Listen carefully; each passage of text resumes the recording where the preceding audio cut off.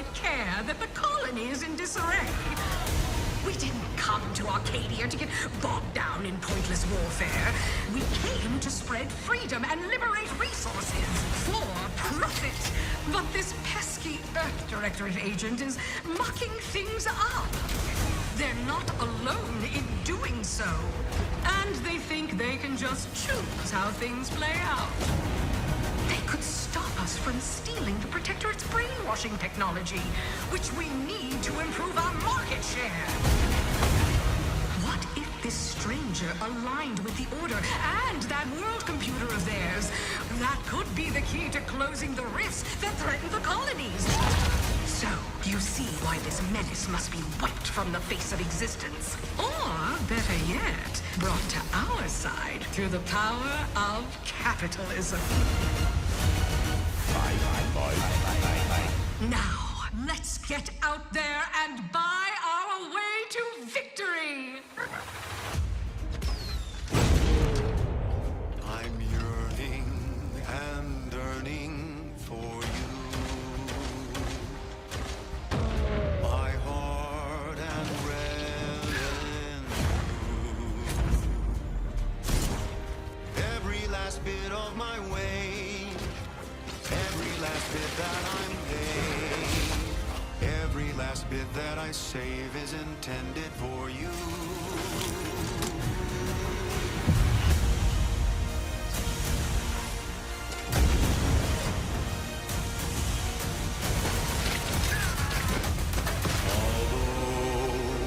The cost may be high. One day, I know you'll be mine. Someday, perhaps I'll own two. For now, I'll take one that's brand new. 'Cause I'm yearning and burning for you.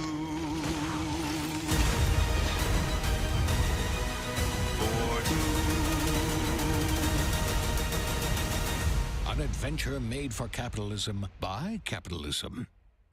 Inflate our impressions and egos by staying tuned after the showcase.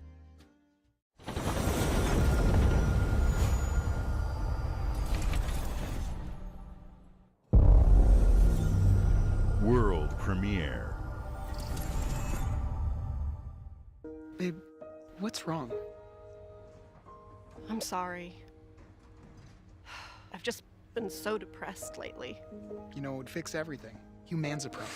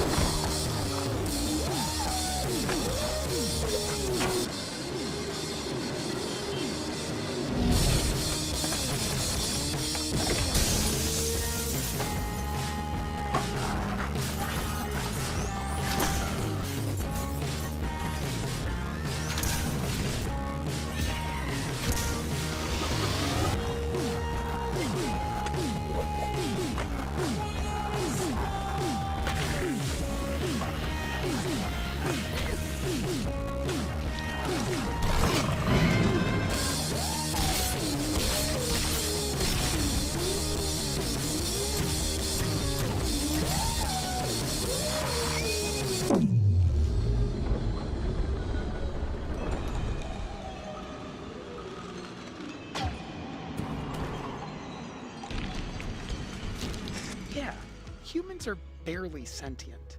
Scientists have done studies, and their brains are like half the size of ours.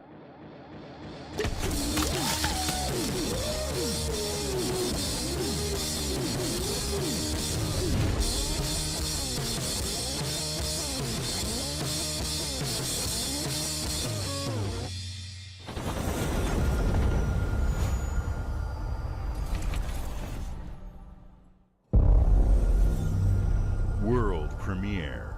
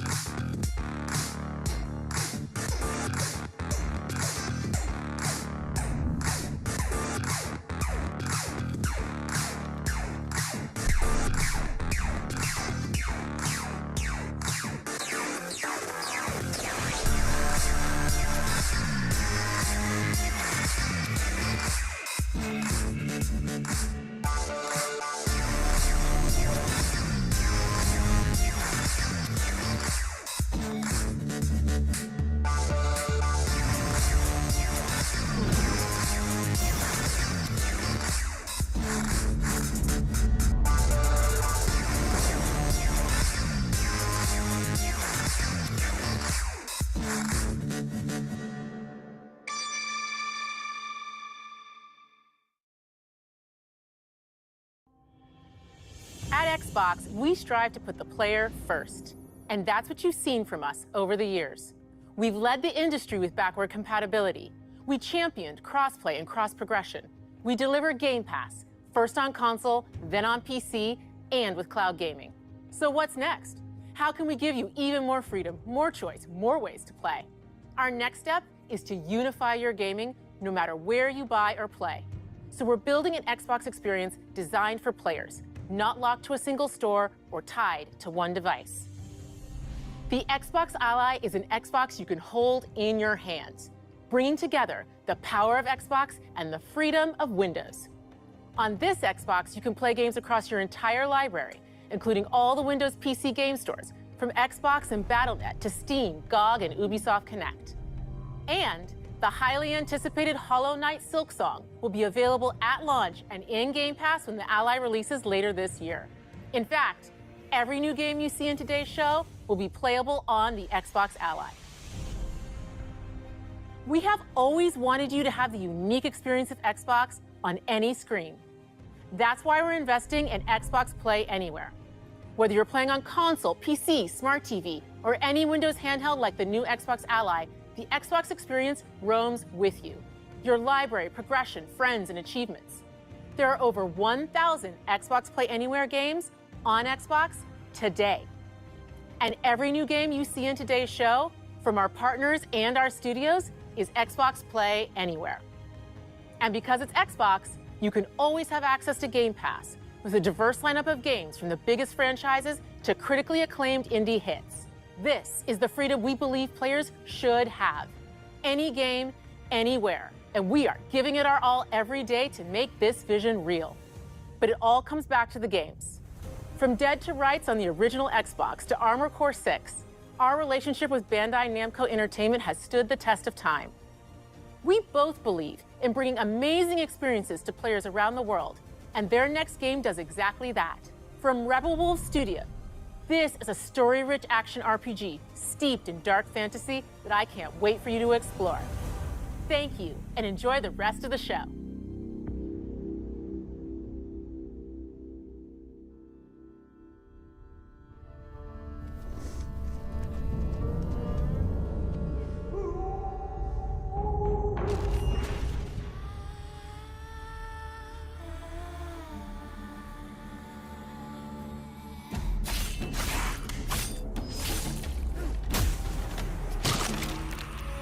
Monsters have always been here,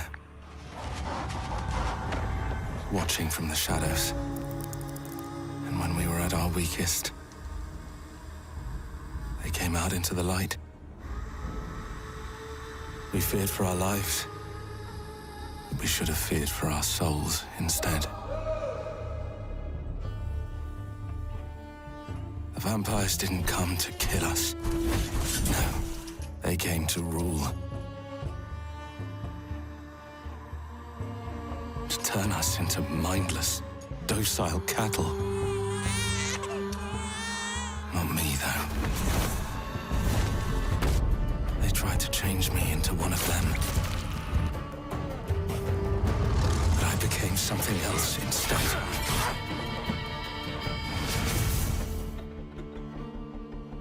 Their worst nightmare.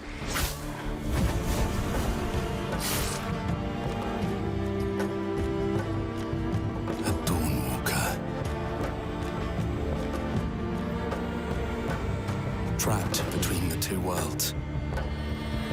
Fighting to even the score.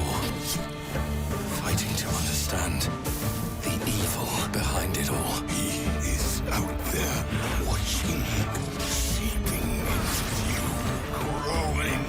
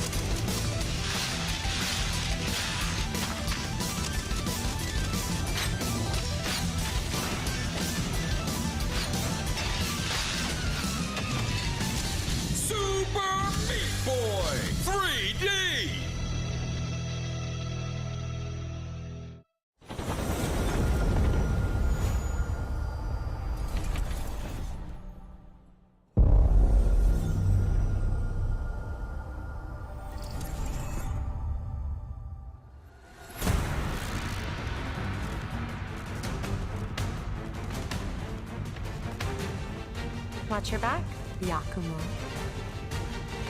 You're a wanted criminal now. I'll kill the Dark Dragon myself. It's my mission. My duty as a Raven Ninja.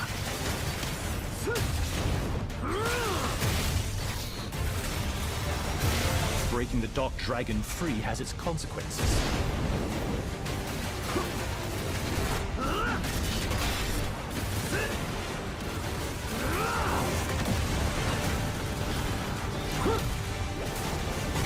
This is it. Sayori.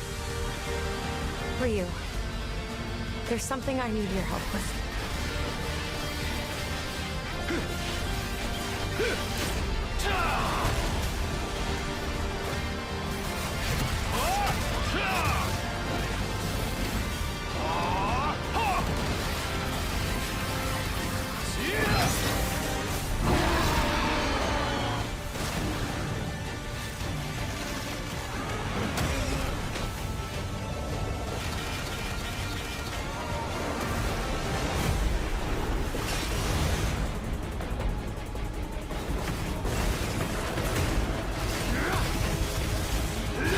The Dark Dragon is mine.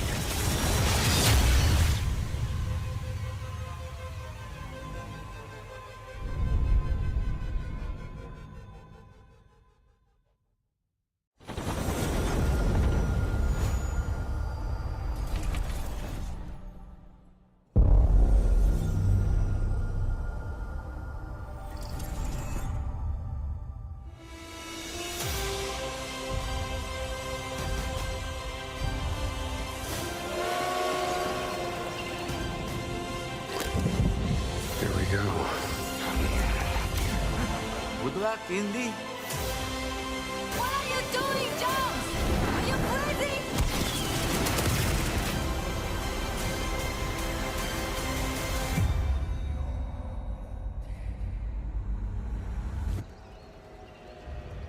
This is where it starts. Beneath the streets of Rome. Enter the city of Antioch. Find the secret relic. Bring it back to the Holy See. Defend the secret. They worshipped the giants.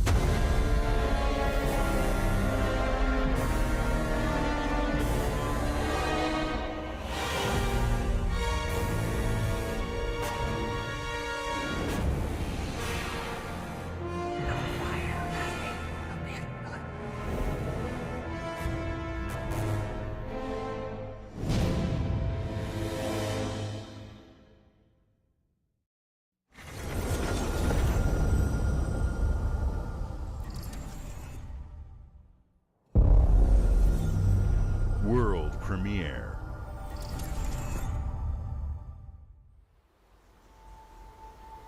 はるか昔、この国に輪廻の獣が現れた。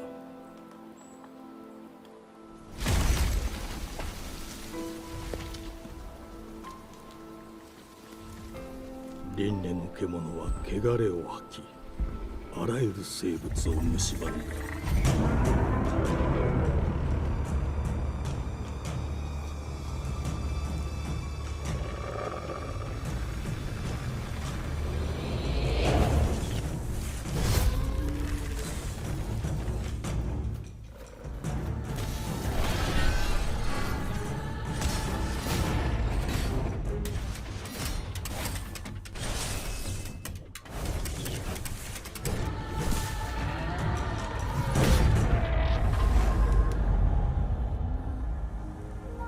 西暦4026年、人類は滅亡を待つのみ。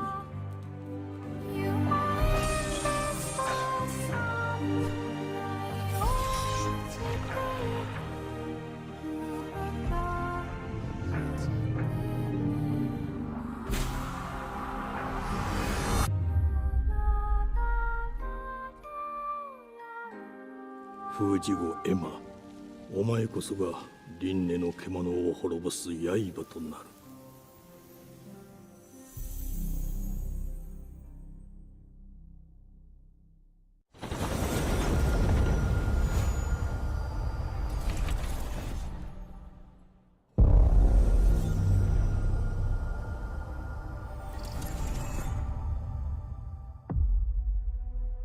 The glittering streets of Avalon sure do shine.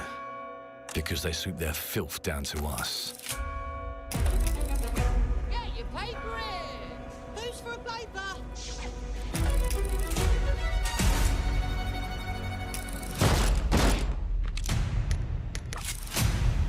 Here's to playing in the mud.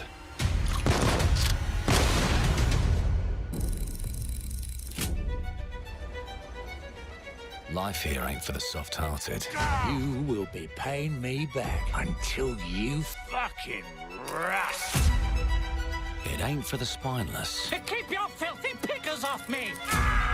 And as sure as shite ain't for the decent. That's a clean sweep for what There has been a crime! Justice itself has been affronted! I have been burgled! Lord Griswick. Bertold! Yes, I got that part. Do you know anyone who might wish you ill?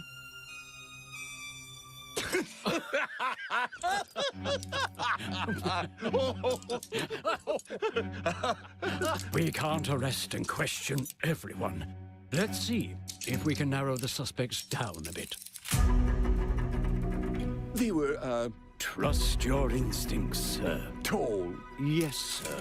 built rather slim, well, muscular. Mm-hmm. Was very quick, agile. Go on. With a mustache. No, larger. I see. Quite fashionable. That's the fiend who robbed me. They got my good side this time. Breaking in is the easy part. Your brandy, sir. Getting away with it is the real trick. These candlesticks ain't gold. Worthless and dull, just like you. Nah, I have a customer. How can I help you? I'd rather talk to you, Errol. Sounds like I'll get a better deal. You talk to me first, and him never. Got it? Uncle's a bit touchy, ain't he, Errol? Touchy? I'll show you touchy! There. Anything else you'd care to say to Errol? Brains. If I hadn't seen it with my own eyes, I wouldn't have believed it. Round here, it's all sharp edges, empty pockets, and blood on the cobbles. Goodbye, Silas. No, no! I'll hurt you, you fucking meatsack! I'll leave you with a pissing bed of peaches! You'd either got a gang at your back, or a knife in it. We're family here. Family takes care of its own. Can't put a price on that, can you? Them's in charge. They don't keep order. They keep power. Take this thing into the crucible and melt it. They just want us beaten, broken, and too scared to fight back. I don't want to kill him. That's why it pays to be clever and well-armed.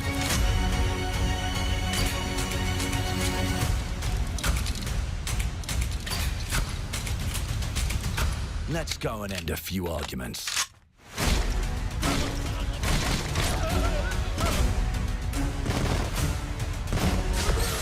Don't get cocky. They've got a weapon far worse. Time. And if they can rewrite history, they can rewrite us. But look who just found Mummy's keys. Now I can fiddle with time. Put the bullet back in the barrel. Bring the chaos to a crawl. Take a mistake and make it like it never happened. We can change the world as we know it. One choice at a time. And I can even go back and change the past to change the future. And let me tell ya, the hunters don't like it when the rabbits got the gun.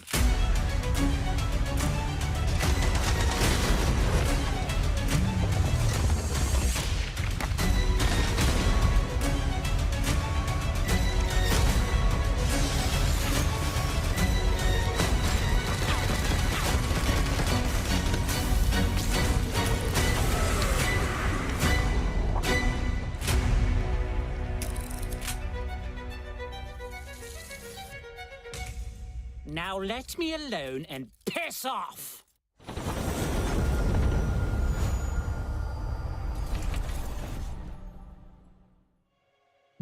Our creative teams are dedicated to bringing players award-winning, record-breaking, critically acclaimed games. Call of Duty, Black Ops 6 from Activision, Doom, The Dark Ages from Bethesda, Diablo 4, Vessel of Hatred from Blizzard, and Avowed from Xbox Game Studios. All of our teams across Xbox First Party are shipping their most played games ever, and they're also delivering more content than ever before. From original single-player experiences to vast online worlds, our teams are empowered to build the games they've always dreamed of. We want our players to have the choice and flexibility of where and how they play the games our teams make. So, of course, our games will be available day one in Game Pass, and every new game we make for both Xbox consoles and PC will be Xbox Play Anywhere. On behalf of our creative teams, thank you. These experiences don't stop when you put down the controller. As you've seen in recent years, more and more of our characters, stories, and worlds are expanding to brand new audiences through TV and film. A Minecraft movie and the Fallout TV series broke records and brought millions of players into the game. We have more projects in the works as gaming continues to influence film and television like never before. When it comes to growing new franchises, Obsidian is having a year like no other, from launching a blockbuster new game like Avowed to the upcoming release of The Outer Worlds 2 this October. Obsidian is always delivering great games, and they have a third game launching this year. You'll get to go deeper on it in our Direct, but until then, let's take a look.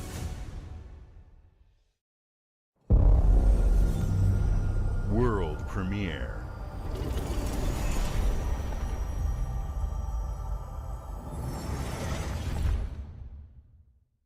I told you, you can't run from me, you foul beast!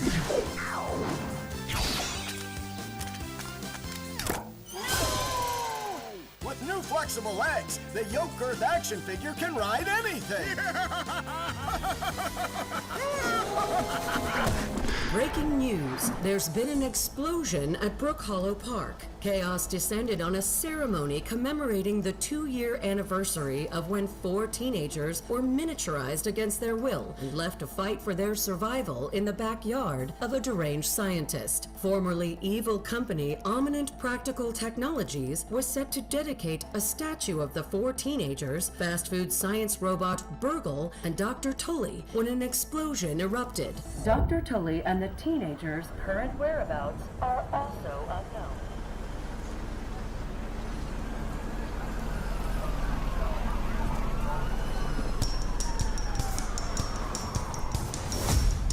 You gotta keep them separated.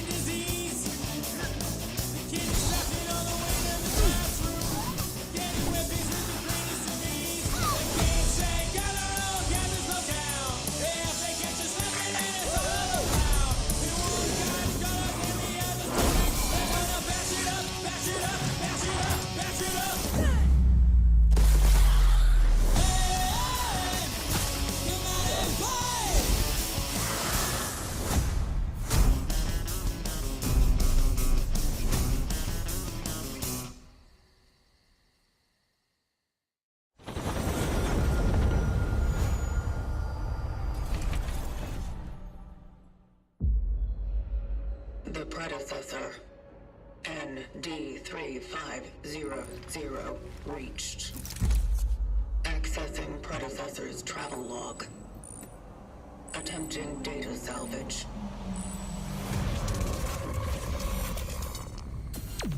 I have encountered an unprecedented orphan. It was in a state of suppressed recomposition. The behavior pattern of the orphans populating the area is highly unusual.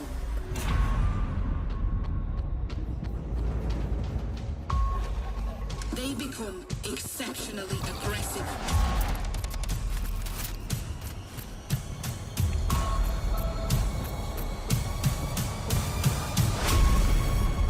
It is highly recommended to proceed with caution.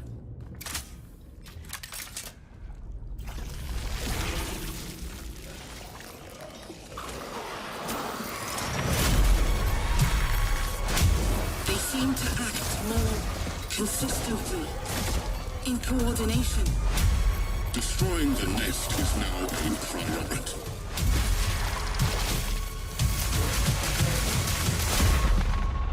Such is our calling.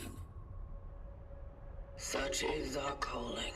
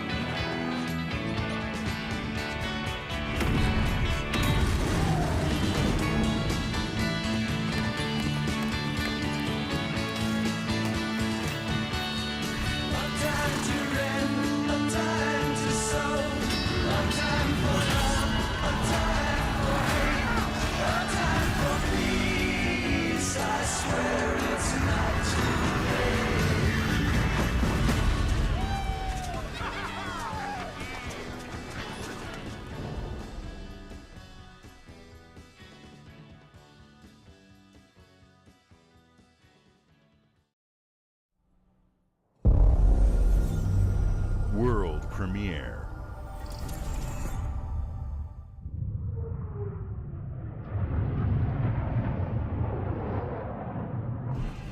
Mayday! Mayday! Hold one to mission control! We're falling!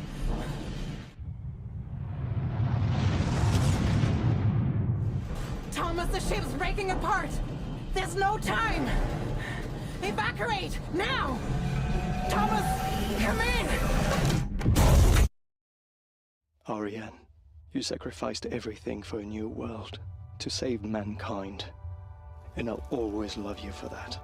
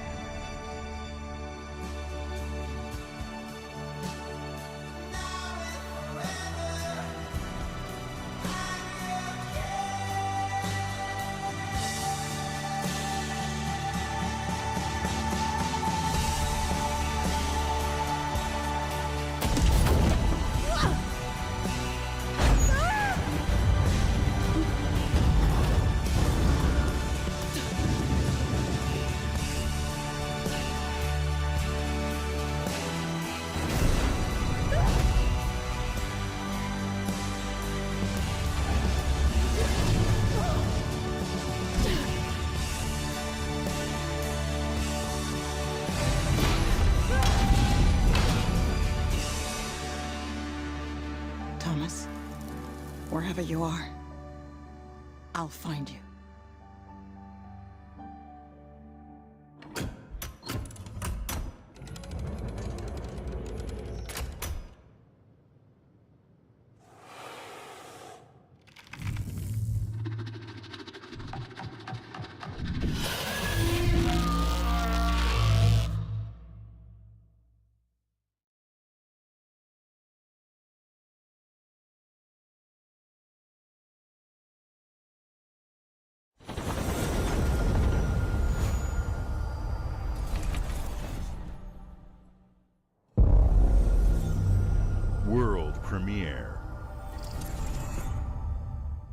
Welcome to England, Mr. David. I know this must be a shock, having never met your real father, but he left you this hotel in his will. It's been in your family for generations, much like the caretaker. He's a little eccentric. You'll see. Let me welcome you to the Grand, a hotel famous across the land. Every room used to be in such high demand. Your wish I'll command here at the Grand. Well, hello there. It looks like you're about to do some renovations. Would you like some help with that?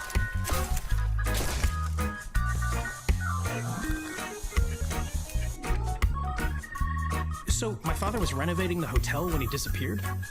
Not just the hotel. He was helping the entire village. You have his power tools. You know, you could pick up where he left off.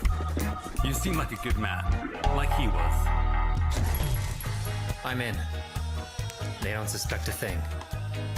Just make sure the locals don't get wind of what you're really up to. Because if they find out, they will wicker man your ass. You keep looking into things, and things are gonna start looking back. Don't make the same mistake your father made. In this place, the only one you can really trust is me.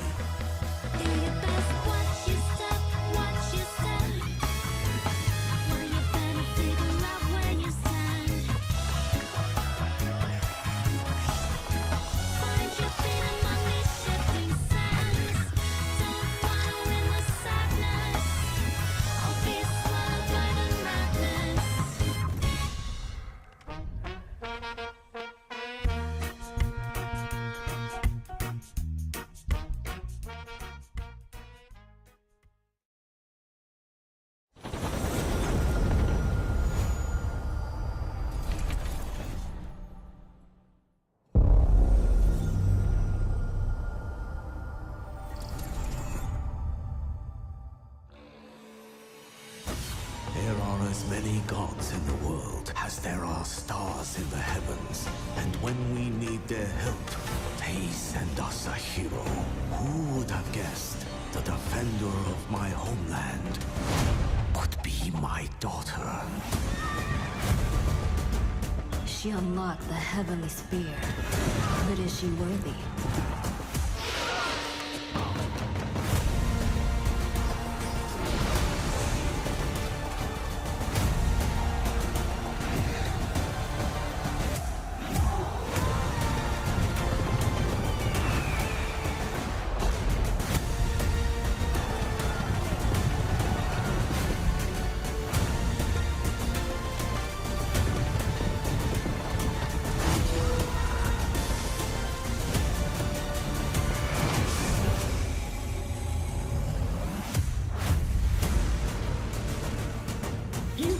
Rule if the heavenly spear is mine.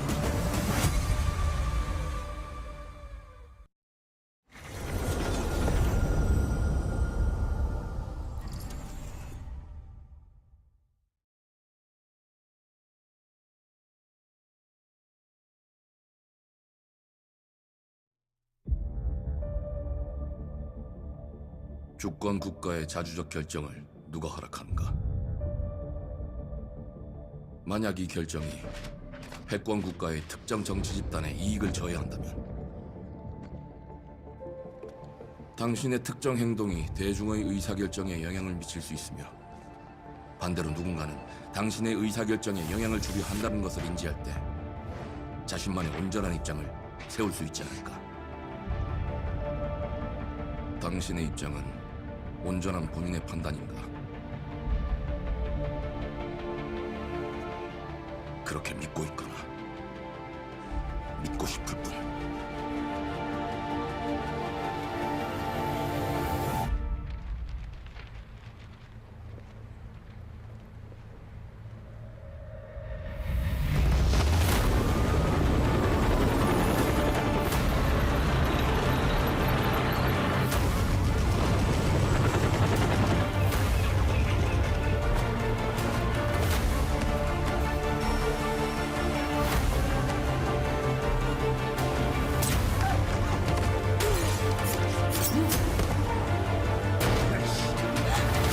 당신은 무엇 때문에 분노하는지.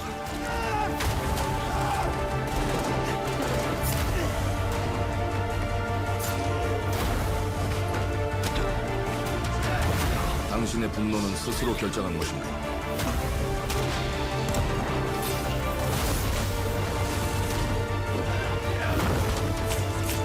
누군가 당신의 분노를 이용한다.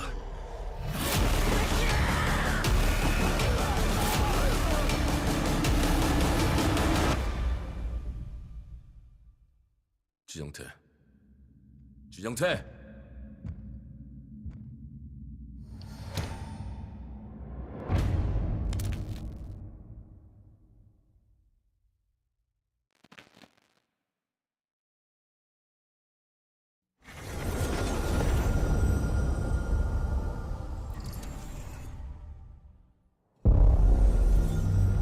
World premiere.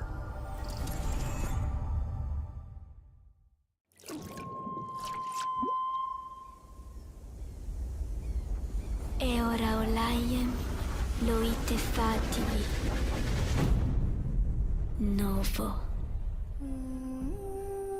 Ilo? Te kemaite mana. Muite unanite waeora. Dia.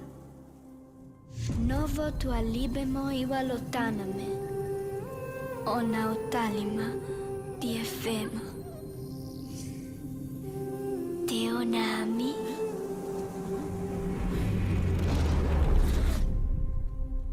Toma tua calio, terali.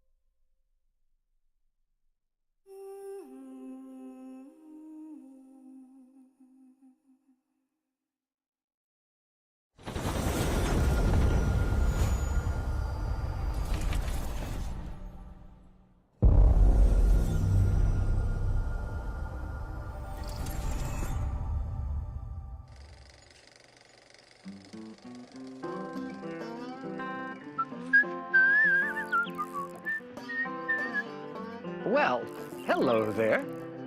Beautiful day to relax by the old fishing hole, wouldn't you say? When it comes to fishing, Appalachia is a land aswim with opportunity. Yes, you'll find fish of all flavors in every walk of waterway, from its mightiest of rivers to its humblest of ponds. Just step up to the bank, cast your line, and when your bobber starts bobbing, reel in the rewards. What do you got on there, Jed? Worms. And how are they biting today? See for yourself. Bagging the big fish starts with finding the right tools for the job. There are as many unique combinations of rods, reels, bobbers, and baits as there are fish in the sea. And when you've caught your fill, pop over to the local tackle shop to swap fish tails. Can you smell that? No matter what troubles plague the future wastelands of Appalachia, you can always find comfort in cozy little joys like this. You just gotta know where to look. Vault Life is your ticket to easy living. Design and build your own little slice of paradise. A place to show off all the bits and bobs you collect in your travels. Got a green thumb? Plant your own peaceful vegetable garden. And nothing warms the heart like a neighborhood cookout. Ah, community makes a wasteland a waste home. Join today, and tomorrow you'll be kicking back and sharing a meal with friends in beautiful Appalachia.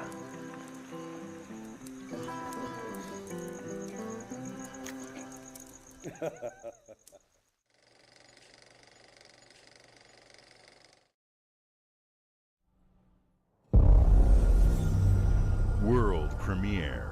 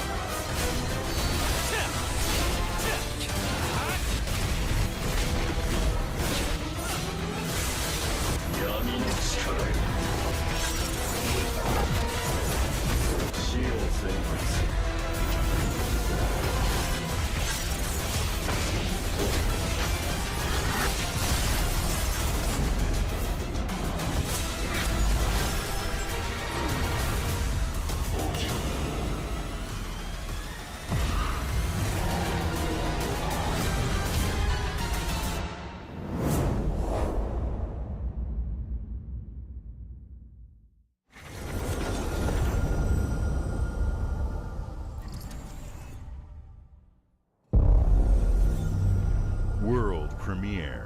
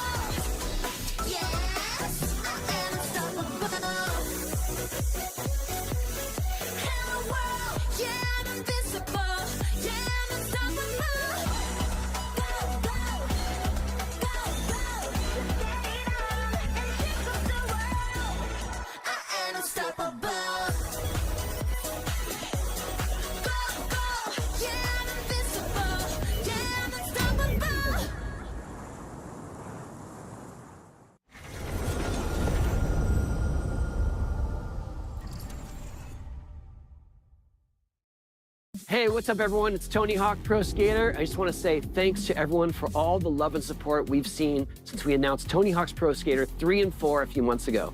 These games have changed my life, but more than that, I've seen them help spread a love and appreciation for skating all over the world, and that means everything to me and the team. I can't wait for you all to experience the game.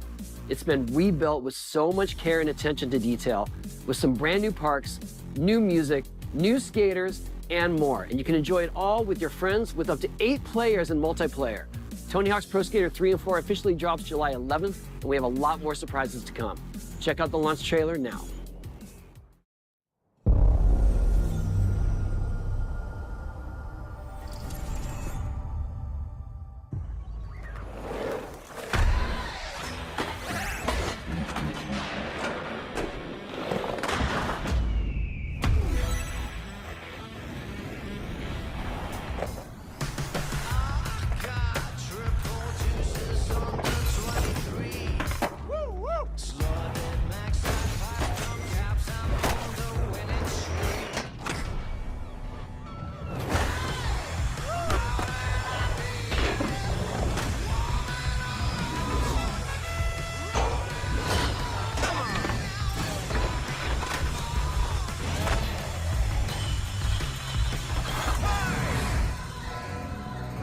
Talk shit, mate.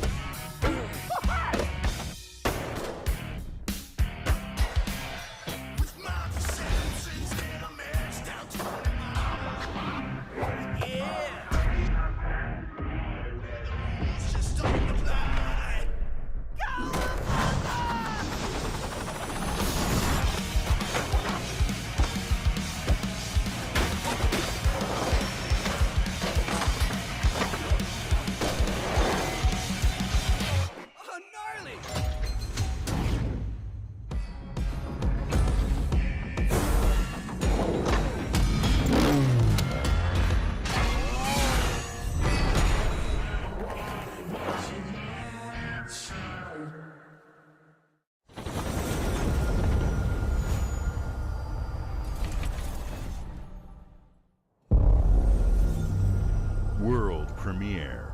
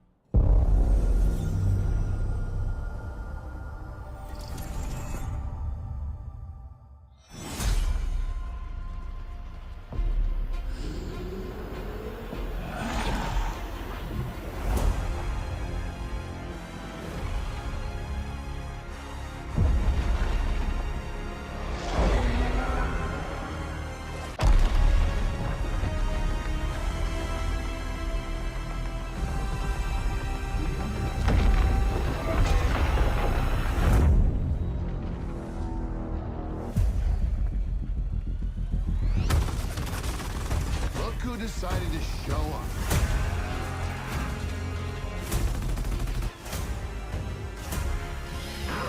It's game time, baby! You think you can still find your way back home, Phoenix?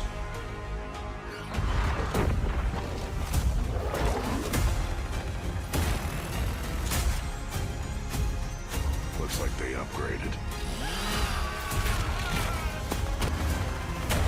Closure, baby! Let's do this.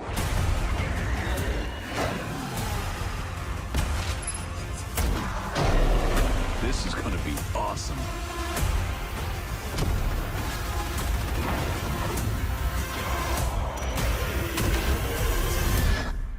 Form up!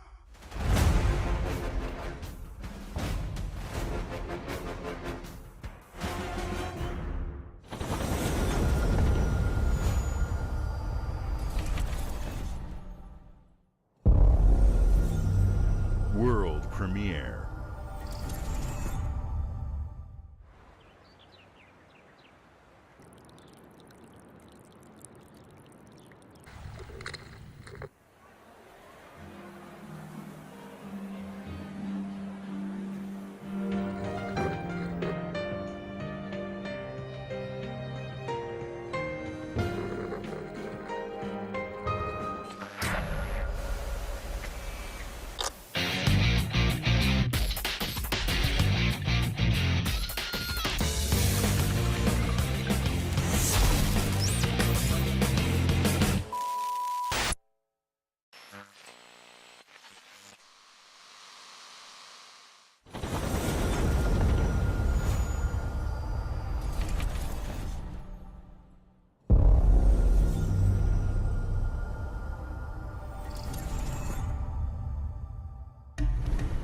The Smugglers League is always there. But you won't see us. You won't hear us. And the only way you'd ever know it is if that's what we wanted. As smugglers, we deal in the goods others are afraid to handle. Guns, explosives. And don't forget the rum. It's a life of danger like no other. So I guess my question is, can you handle that?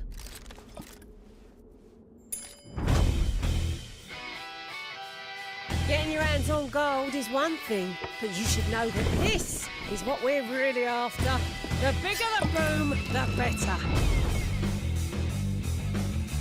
Smugglers need to be adaptable. It's more than moving under moonlight and shadows. You should be ready to take advantage of others' misfortune. Stealing, of course, is always an option. Just do whatever it takes to get the job done. You are pirates, after all. Welcome, my friends, to the Smugglers League.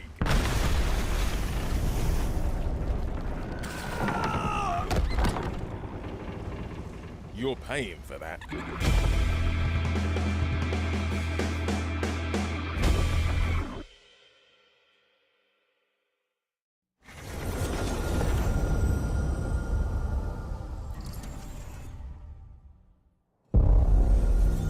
World premiere.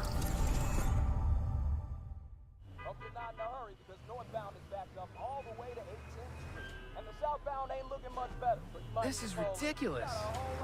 Please, come on. Are you one of them? You're here, but it's right.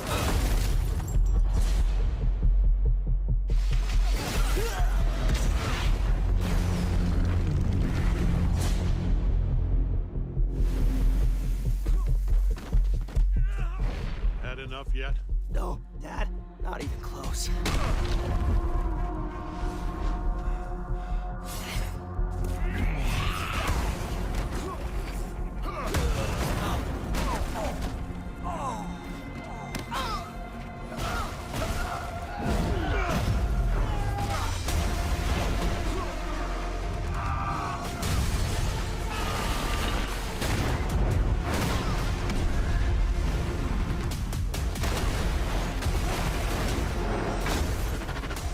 Hoped you'd understand why I had to do this. Accept our rule or die.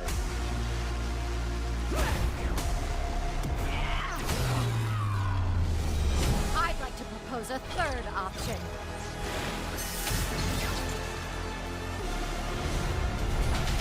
I'm not your son anymore. I'm the guy who's going to throw you off this planet for good. I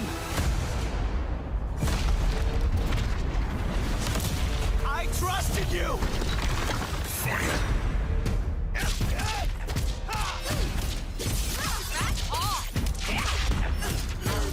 Ready to bleed? This is over.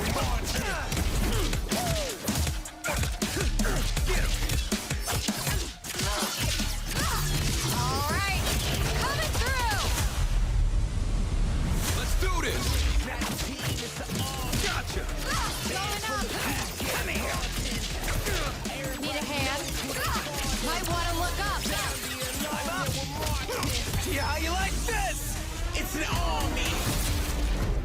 I am ending you. I see it all now.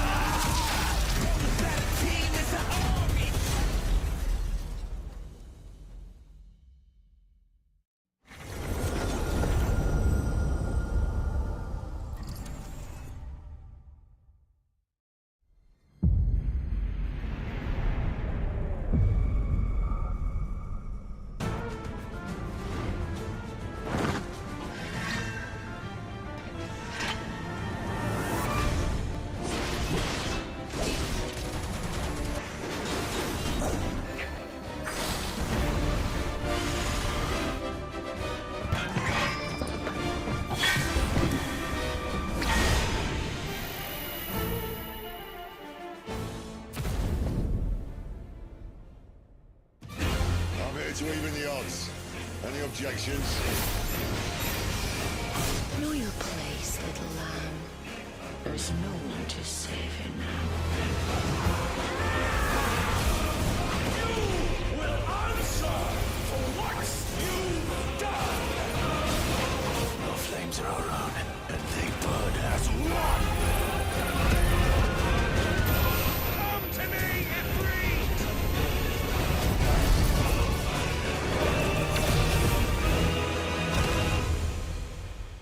Valisthea cannot endure a second claim upon her being, but she may yet be saved by you.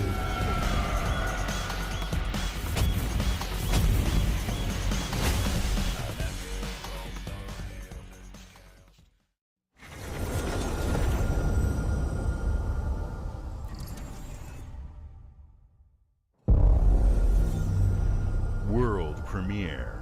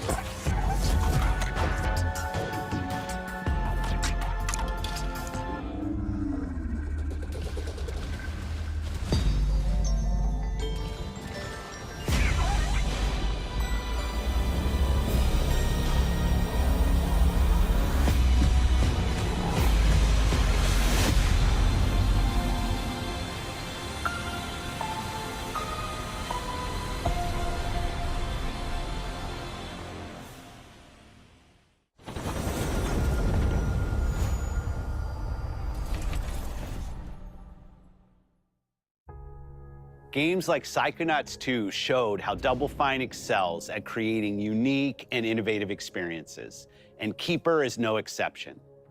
Looking ahead, next year marks 25 years of Xbox. It's a big milestone for the platform and franchises that you helped build and make popular. We couldn't have done this without everyone who's been with us on this journey. As we think about bringing a new generation of players to these iconic franchises, I'm excited to share that players will get to celebrate 25 years of Xbox with a new Fable, the next Forza, Gears of War E-Day, and the return of a classic that's been with us since the beginning. Today, you've seen an incredible range of games from creators across the globe. Creators like In Exile, reaching for new heights with Clockwork Revolution. Sluggerfly, making Team Meat's modern classic platformer into 3D. Square Enix, bringing more of the critically acclaimed Final Fantasy franchise to our players. And Team Ninja, returning to the beloved series they debuted on Xbox. You've also seen the next Xbox hardware release, our Xbox Ally handheld, which lets you bring your Xbox experience and your library with you anywhere. I hope you enjoyed the breadth and depth of the games, updates, and experiences that are coming to Xbox from our partners and our own creative teams. We're seeing more players on our platform and in our games than ever, thanks to all of you. We're proud of the creativity that Obsidian is delivering this year. Immediately after Showcase, our Direct begins, where you'll go inside the studio for an extended look at The Outer Worlds 2 and Grounded 2. Thanks for joining us today. But before we get into the direct, we have a final world premiere. Enjoy.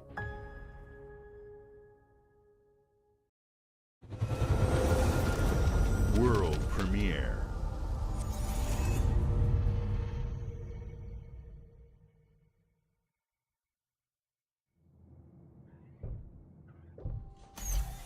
Welcome to the Guild. We have been expecting you. Please, follow me. You already know us as a global tech leader.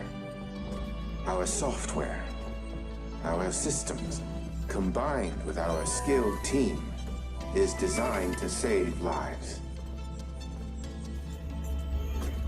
Your years of service have shown you the importance of our work. Here, you'll witness the global scope of that mission in action. Let me introduce you to our esteemed visionary.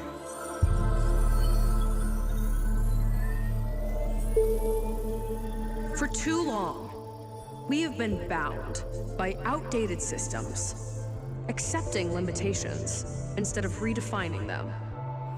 The Guild is safeguarding tomorrow, now. We are pioneering the future of protection worldwide. Our advancements are designed to elevate everyday life, reshaping the future of technology on a global scale. I'm Emma Kagan, CEO of the Guild.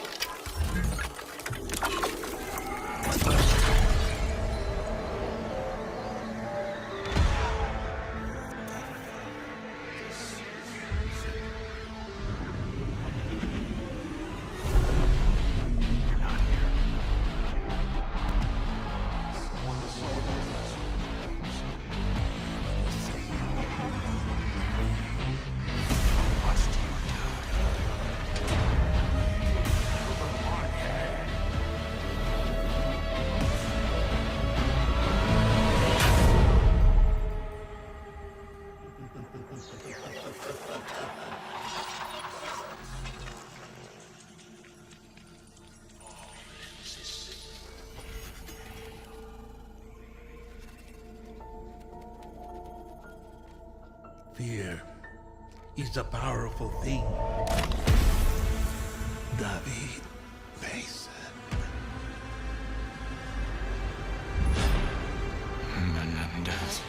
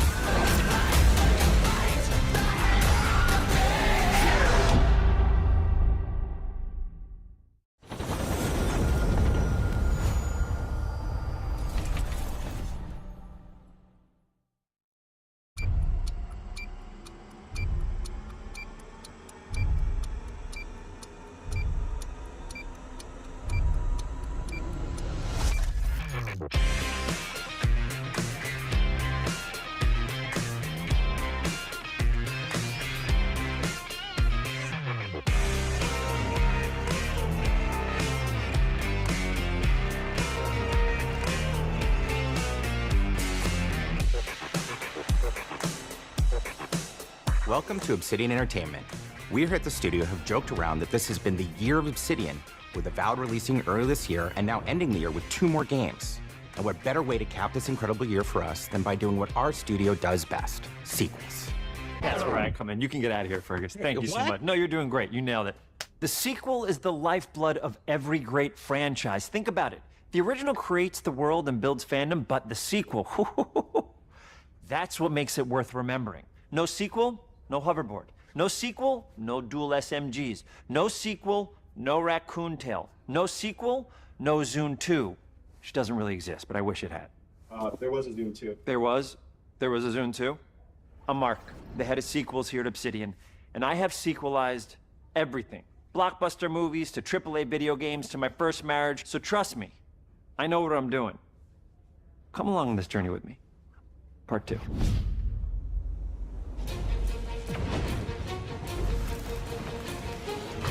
Let the killing commence.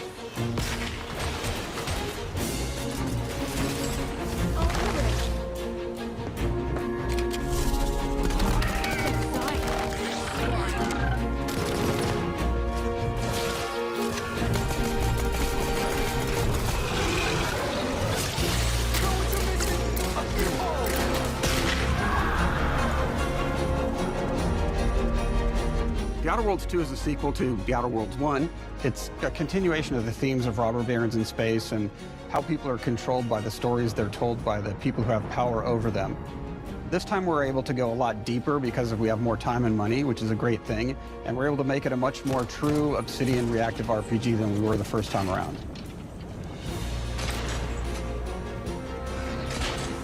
So we're going deeper and more complex with everything for this sequel. Deeper story, lore, RPG interactions, reactivity, all the things we've been known for as a company.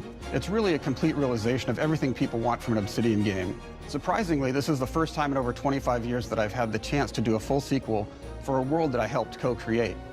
It's really just a fantastic opportunity to explore and expand the universe in interesting ways, and to go even further with the themes of how people are affected by living in a dystopian corporate reality. You can shoot your way through it, you can talk your way through it, you can sneak your way through it.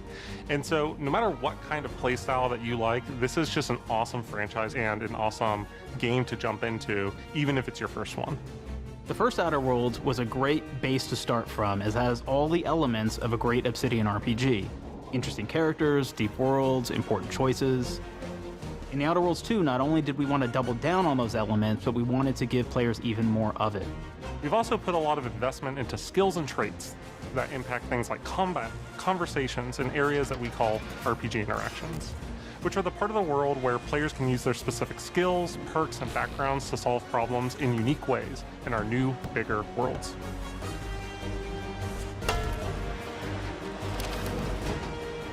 I love a deep RPG experience, and building out that RPG crunchiness for our players was at the forefront of what we set out to create. We prioritize those deeper RPG options with different character builds and combos so players can express their role-playing power fantasies. We also have different equipment options for different playstyles and different companions with different abilities.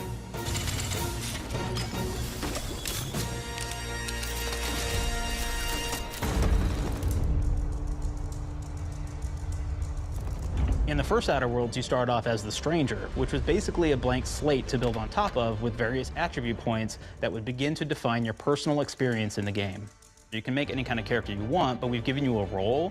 That role is an Earth Directorate agent. You can think of them as kind of like space cowboys or space sky marshals.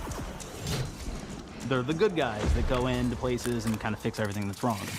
You're gonna be one of those. But we don't tell you why you joined the Earth Directorate. There could have been a lot of different reasons, right? It could have been because you're an actual lawbringer and you want to go in there and spread law throughout the galaxy. It could be that you're a roustabout and you just had nothing better to do. After you pick your background, one of the really important choices you have next is choosing your traits. While we had attributes in the first Outer Worlds, we've leaned into traits for the Outer Worlds 2, which are these big changes to your character depending on which ones you pick. So it could be something like Brilliant, where you can tag extra skills and you start getting extra skill points. And that's obviously really great if that's how you want to build your character. You can also go and do something like Lucky, where you get extra critical chance, and you also get a lot of really cool options throughout the game as well. Of course, we brought back Dumb, so players love the Dumb option. Tell me, do you believe in signs?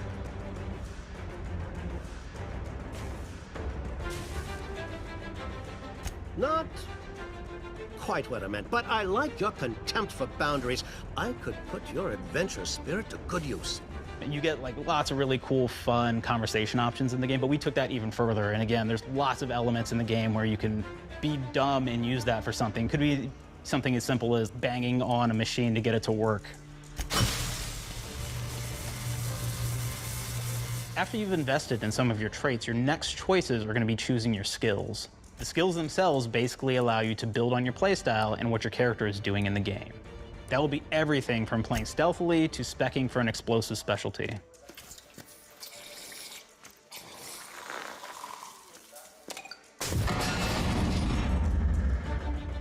throughout your entire journey, your character continues to change with the different choices you make. In the Outer Worlds 1, actually had more skills than we have, so we condensed them down to really the core and essence of what we really wanted there. But we made each point that you put into a skill much more impactful. So instead of getting small percentage changes, we actually did much larger changes per point that you put into each skill. And again, all these things, because of how they're checked inside the world itself, can matter quite a bit. You know, just even having one additional skill point in something can open up a lot more options in the world itself. If anybody's played Fallout New Vegas, they'll be very familiar with like the perk system. We basically borrowed that, but went even grander. We actually have more perks than Fallout New Vegas did. But here's the cool thing, right? We check and use perks for literally everything, right? So you can do everything from, hey, I want to make a stealthy build that steals stuff and is really good at that. Okay, great. Well, you can take maybe the pickpocketing perk. So that's not available to everybody, but if you select that, now you can actually go around and steal things out of people's pockets.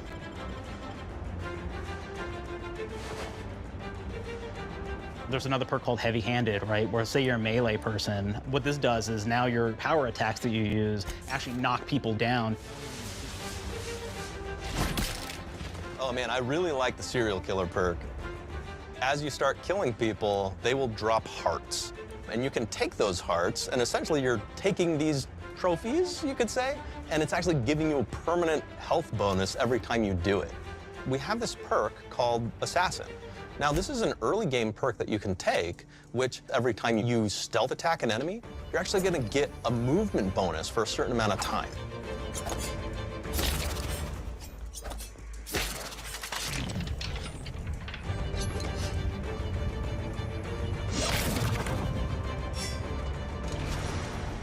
Flaws were a system that everybody loved from the first game, but we wanted to make it more personal to the player. We wanted it to really reflect how you were playing the game and give you a bonus that you actually wanted to really engage with. With the flaw system returning, we knew we needed to go bigger, better, and more real than ever before. So we turned to the team. I told them, no bad ideas. Give me what you got. Okay, we need more flaws. We need them to be real. I want to put them in the game, so give me something. Inspiration. What's wrong with you? Oh, I have bad knees. You have bad knees? They hurt when you walk a lot? Yes. When you walk too much, they hurt? No cartilage. Sounds boring. Makes you sound like a boring person, but it's in the game. I feel it. It's a good flaw. What about you? I like to take small things sometimes. So you're stealing? No, I'm taking. When do you give them back? I don't. Claire. Claire, you shouldn't be stealing. What are you doing? You shouldn't be stealing, Claire. Tiny crimes. Tiny crimes? Do you hear the second part, though? It's a crime. Well, You're stealing. Claire, that's wrong. You can't steal things, okay? But it's an amazing flaw, and I'm putting it in the game. But you're a bad person. And are you the one that took my stapler? do you need it? Yeah. Give it back. Okay. Please. You, what do we got? Flaw. I like to stare at the sun. How long did you stare at the sun? Just lunch break. An hour? Oh, I only get 30. You guys get an hour? I get an hour. An hour. Oh. Makes me feel energized. How many fingers am I holding up? 3? No. Anything else? We'll put it in the game. We'll put it in the game because I feel bad for you. Anything else? One of my favorite flaws is something called bad knees. It will actually give you the option to take this flaw that'll make it so that you move faster throughout the game. But the problem is, anytime you stand up, your knees are going to make a loud popping noise that makes it so that, well, everyone around you is going to hear you. There's one called Kleptomaniac. This is really interesting because what it does is when you steal something, you can actually sell it for more bits than normal. And like that sounds really great. The drawback is sometimes when you're looking at things in the world that are owned by somebody else, you'll automatically steal them. So you have to be very careful about how you use them. One of our more wacky perks is the Sun Gazer Flaw, and it just gives everyone cataracts while playing their game. So everything becomes like light shafts and blooms and hazes, and makes the game pretty unplayable if you happen to choose that perk. If you happen to be the type of player that habitually reloads your weapons like I do, well, you'll be offered the flaw of over-prepared. Now, you'll get larger magazine sizes on all of your weapons, but if you ever fully empty your magazine, you're gonna take a debuff for a while. While we support options like being a gunslinger who wants to key into destructive weapons, or a rogue who wants to alpha strike their enemies before they know what hit them, we also allow for a lot of fun and experimental builds. You can be a mad scientist who utilizes gadgets and wacky science weapons and armors. Or even a psychopath who gains permanent bonuses to health by murdering their friends. Nothing shows the impact of these character build options better than, in my opinion, the bridge area, which has a quest you get early on in Paradise Island.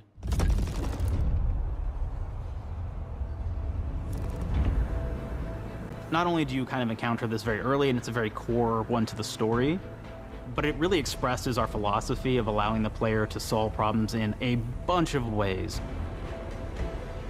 So you may solve it by, speech options. You may talk to them and maybe have to go do a quest for them and really kind of prove that you're a friend of the Protectorate to get by.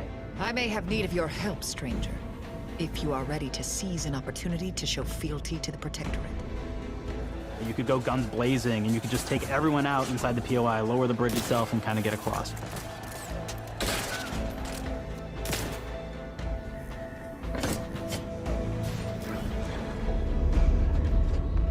You could sneak in, lower the bridge, and then actually sneak in under the bridge to get over to the other side.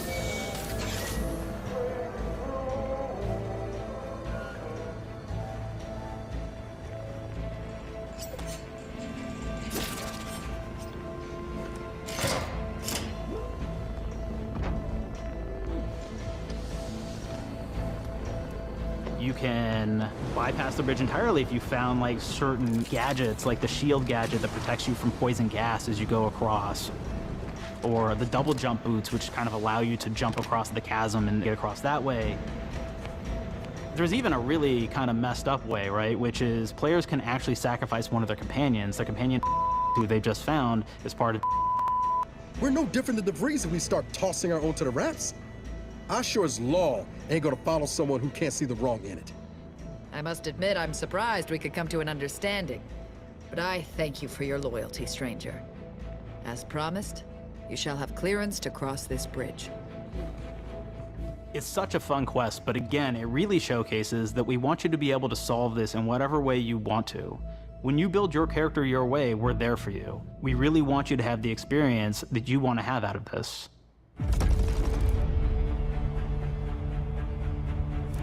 From the very beginning of our discussions about the Outer Worlds, we really knew we wanted every game to take place in a different colony.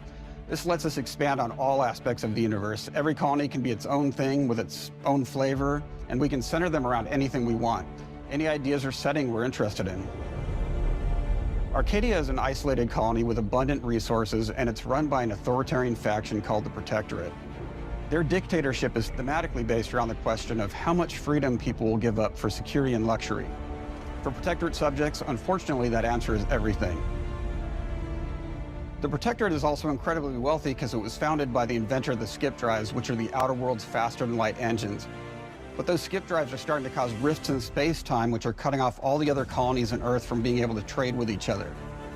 The Order of the Ascendant is an offshoot of the Order of Scientific Inquiry from the original game, and like them are a science-based religion with the same goal of solving the universal equation, which will allow them to predict and alter the future to the benefit of all mankind.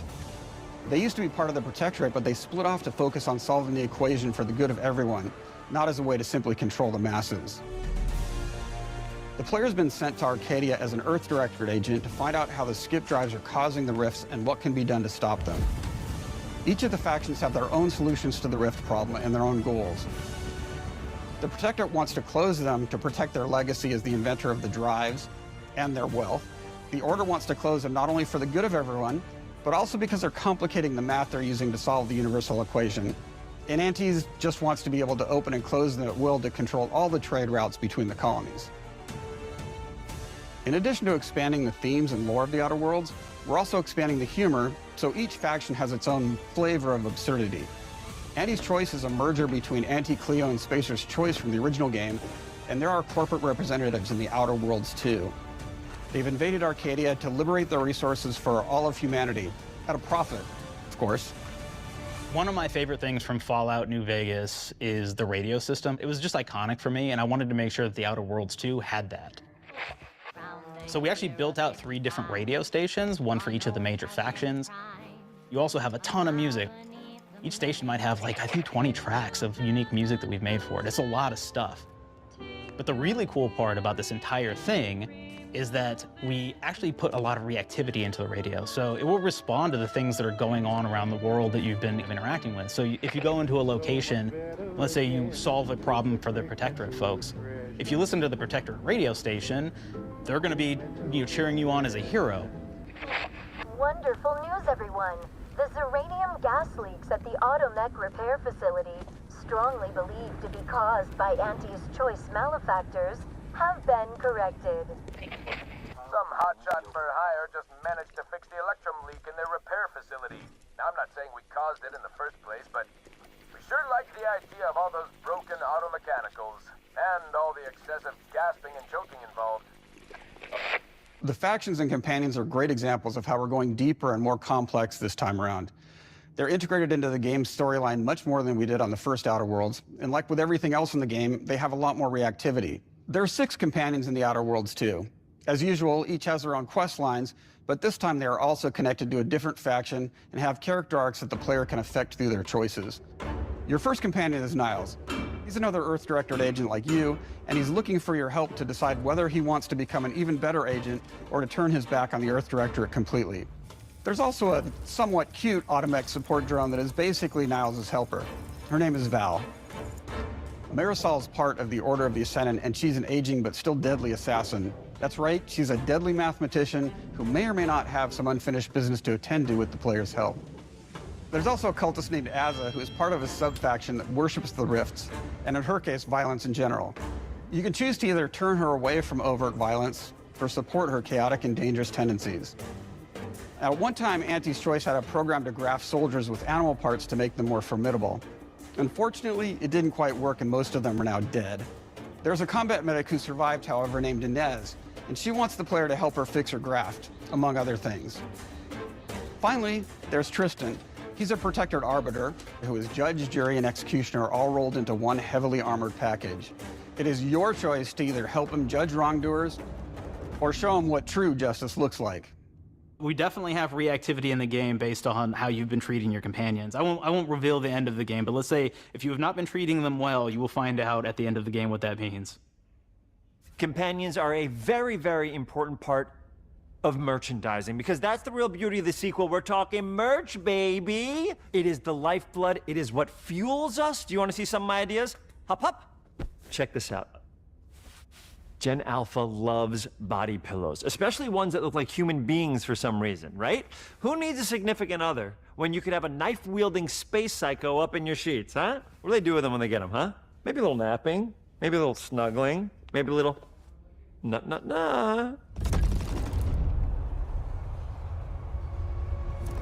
The visuals of the first Outer Worlds depicted a frontier colony in space.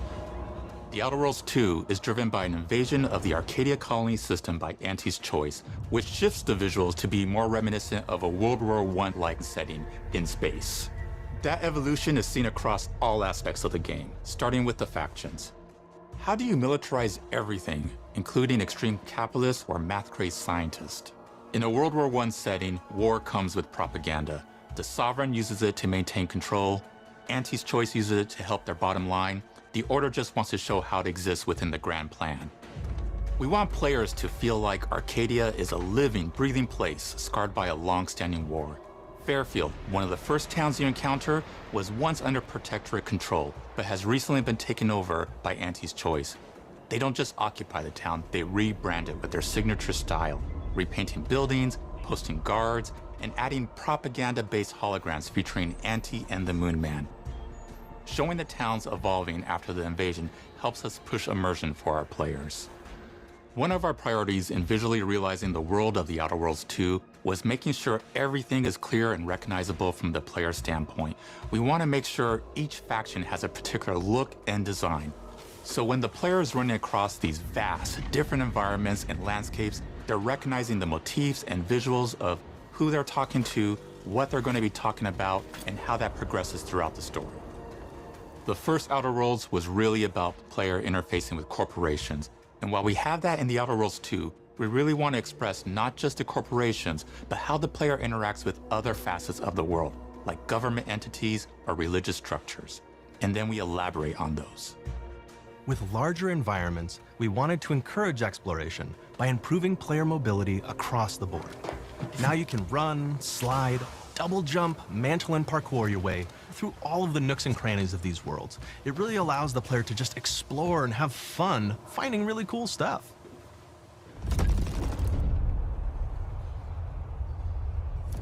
We've aimed to make everything in the Outer Worlds 2 better from top to bottom. The RPG elements were the start, but that's touched our story, our art, and especially our gameplay. A good sequel is true to the original. That's first and foremost, right? Like, we all want to add in a bunch of things as you're making a sequel, right? We want to make it bigger and better in every way. That's what we were trying to do here. And I thought, we did not need this consultant. We've made enough sequels. We understand how to do this. And I will say, I don't think it's been entirely successful. I am very proud of the combat improvements we have made in the Outer Worlds 2, thanks to my patented combat system. You may be thinking to yourself, it can't be that good? Shush, what are you even talking about? You haven't seen it yet. Watch this. Put a helmet on, because I'm about to blow all of your minds with my COMBAT system, combat system. My name is Mark, I'm the head of sequels. Shall we begin? You're thinking, what's C for? C. Capitalize the fact that the people loved the first game. We're gonna take those people, we're gonna make them buy the sequel, giving out pounds, pounds, pounds. Quick ones, ha, ha, not you, Dan. Here we go. What comes after C? O. Optimize for player satisfaction. I am terrified of online gamers, okay? I wanna make them happy, so let's, okay? All right. Mobilize the players so they're ready for that sweet, sweet pre-order. Clap with me. Sweet, sweet. If you don't have rhythm, Brandon, just say it. Sweet, sweet pre-order. Everybody has a different rhythm, and it's blowing mine. And here we go. B, burglarize. What is this? It's basically just finding new ways to loot dead bodies. You know what I mean? Right, Otis? Okay, well, it's a big part of the game. A, you gotta agonize about how many people are gonna be angry that we have just put so much combat into this thing and almost no romance at all. We should look at ourselves. What is wrong with us, huh? We can't have one love story in this? How many people have been in love? Raise your hands. Raise your hand if you're in love. Okay, are you lying? I have a wife. Put your hand down. T, trois. In French, that means two, sequel. I think that means 3. Okay, you're getting ahead of yourself. Come on, Claire, we're on 2. And how do we end it? Anything is possible. And we've established that we're the best there is, and there's no sequel better than us. And if I could just say one more thing, thank you very much. I know I've kind of changed the world of video games today. For the Outer Worlds 2, we wanted to improve gunplay in every way. We focused on improving the feel of each weapon, the way a weapon snaps into ADS, the way recoil feels when firing, and how impactful our sound effects really sell the weapon's fantasy, to things like how a unique reload animation can add a lot of character to each weapon. We've increased the variety of weapons by including new weapon types, but also through a host of fun and unique weaponry. We have things like the Bourse Blaster that fires out tumors that can explode like grenades, or can even be eaten by the player for additional health. We have a weapon called Rookie's Reward that will actually level up the more you use it throughout the game. And every time it levels up, it's got fun fanfare where it's like shooting out confetti and it's got a fun little setup. We have a really fun weapon called the Pop-Up Gun. It fires out ad drones that will distract your enemies with corporate ads, slogans, and jingles. While your enemies are distracted, you can focus fire on them or explode these drones for additional damage. New to the Outer Worlds 2 are throwables. So you can use frag grenades to flush out enemies, smoke grenades to camouflage and escape, distraction devices to bait enemies into a stealth attack,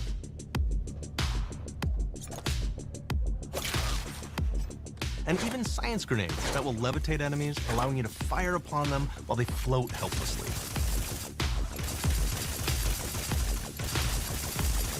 And of course, science weapons are back. We have returning favorites, like the Shrink Ray. This time it's been upgraded so you can shrink your enemy down to the size of a sprat and run over them, exploding them into bits. The Shrink Ray, that was probably my favorite one from the first game, so we brought it into the second game, but we improved it though. So instead of shrinking your enemies for a short period of time and having them re-expand, this time they stay shrunk, and we actually added in the ability to step on them and kind of squish them and kick them, because we knew that that was the player fantasy. We knew that's what everybody wanted to do. They wanted to step on the enemies, they wanted to kick them, so we made sure to double down on that stuff. In addition to things like our returning favorites, we also have some really fun and unique new science weapons. One of them is called the Armageddon. This one's really cool because it actually shoots out these masses that are like these little arms that will stick to people or cover or all kinds of different things, and they will continue to just hit them until they get destroyed. And we have another one that's just super cool called the Spectrum Dance Saber. This is a melee weapon that actually lets you attack to a musical beat. And if you continue to do that, you'll actually get additional bonuses each hit you do. One of my personal favorite weapons is called the Big Bang. It's just a big freaking gun that uses material harvested from rifts to shoot out a giant ball of energy, vaporizing everything in its path. Now, ammo's extremely rare for this weapon, but you can use it in just the right situation to devastating effects. Like another great one is Gary. If you wear Gary, he will lash out at your opponents as you're walking through combat. So we even have science armors, and we've really kind of shown off what we thought was really great for the player from a science perspective. We're all about letting people play the game their way. There are some players who prefer to be immersed in a first-person view, taking in all of the details. But there are others who really prefer to take the world in from a third-person perspective. Why not allow both? Well, now you can swap between the two, letting you enjoy the experience in whatever way you like. One of the things I really like about having the third-person mode is being able to see all of the fun and unique armors and armor combinations and weapons that you can equip your player with. All of the actions that you could do in first person, so you're double jumping around, you get to see your character in that way, and you get to take in the world and see things in a different light.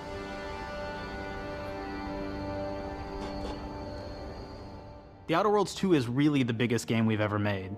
Bigger choices, more reactivity, more weapons, more things to find in each of the worlds the players can visit.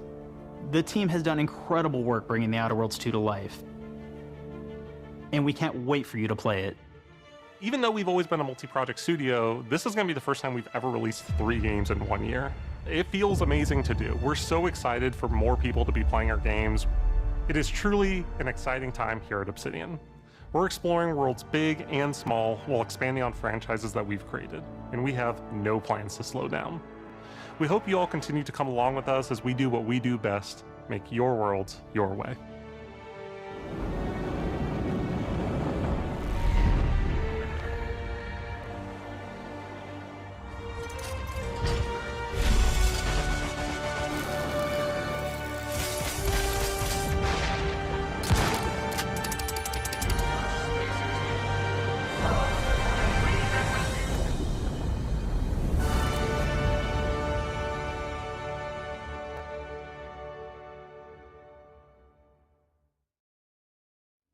With the Outer Worlds 2, we're all about the best place to play, which is also the promise of Xbox.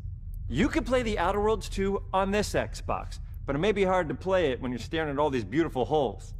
Let's cut that. You can play the Outer Worlds 2 on this Xbox. Oh yeah, now that's Microsoft.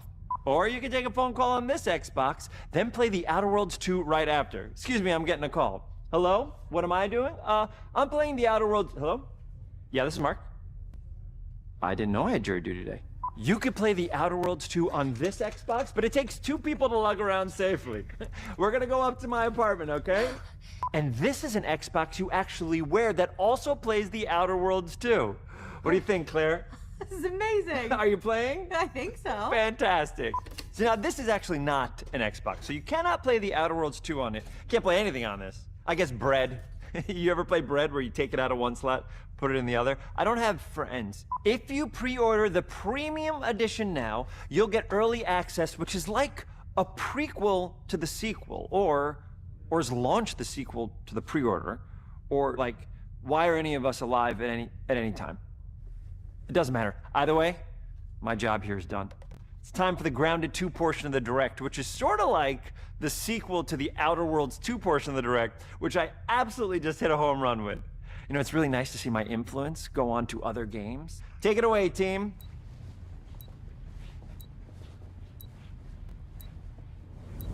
And big exit.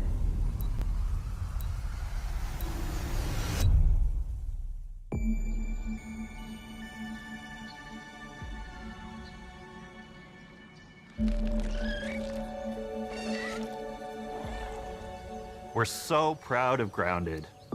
What started as a small passion project to make a quirky game where you're shrunk down to the size of an ant, trying to survive in a backyard, grew into something way bigger than we ever imagined. Over 25 million of you jumped in, explored, built, crafted, and fought off giant bugs together.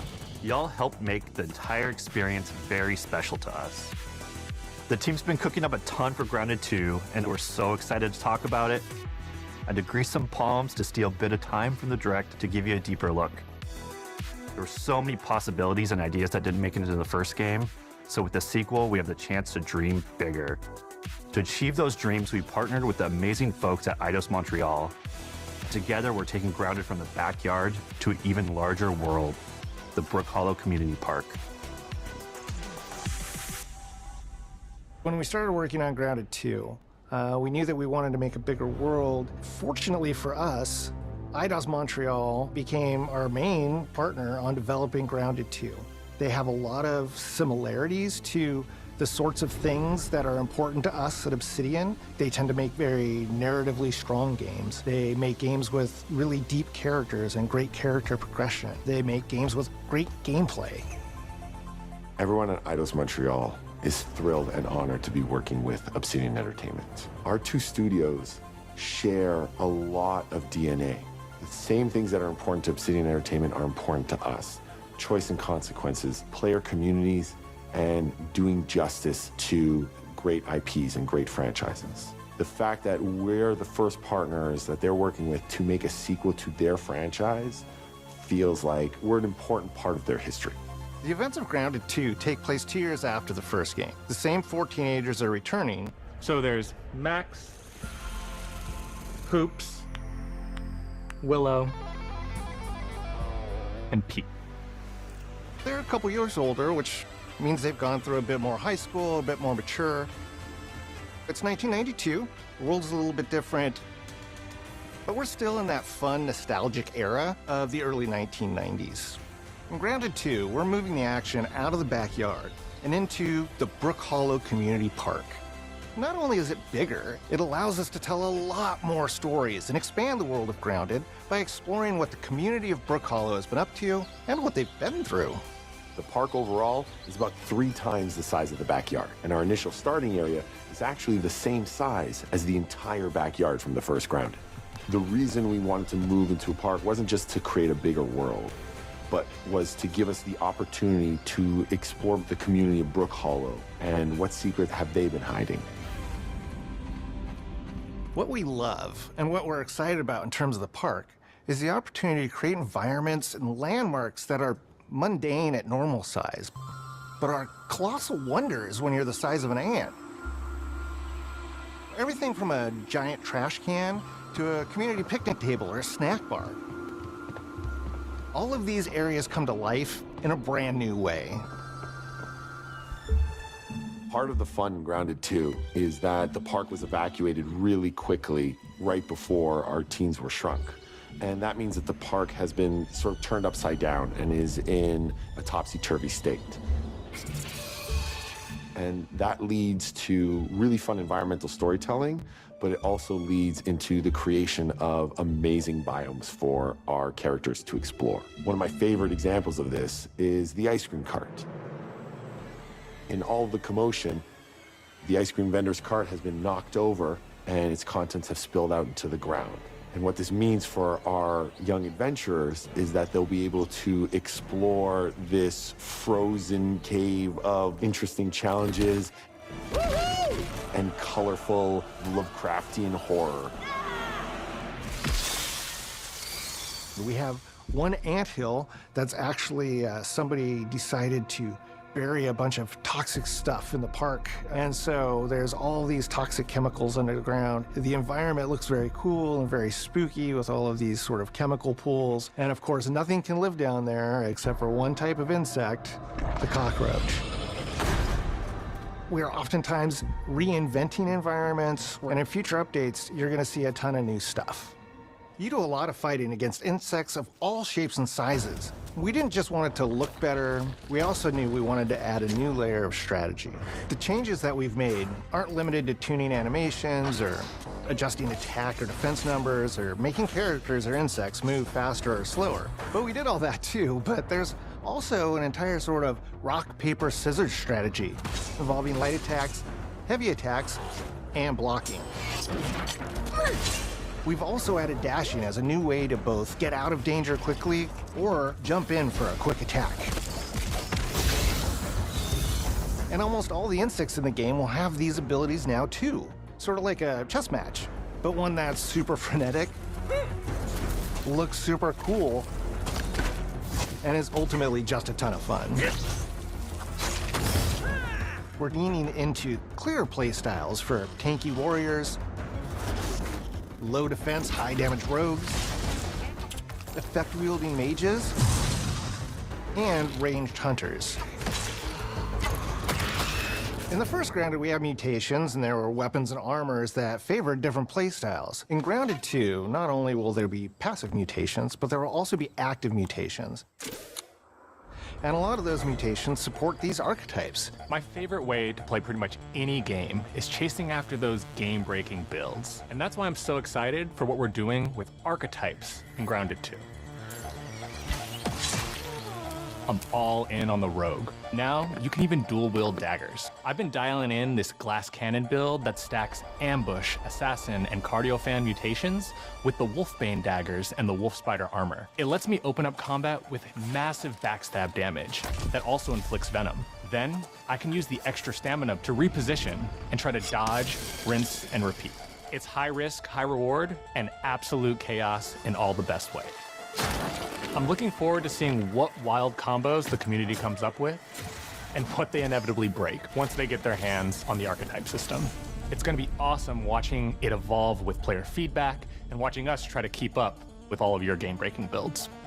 One of the great things about Grounded is the variety of players it attracts, from builders to crafters and everything in between. If you've ever watched me on Casually Grounded livestream, you'd know that I'm neither. I am a murderer of insects. Personally, I prefer the term harvester.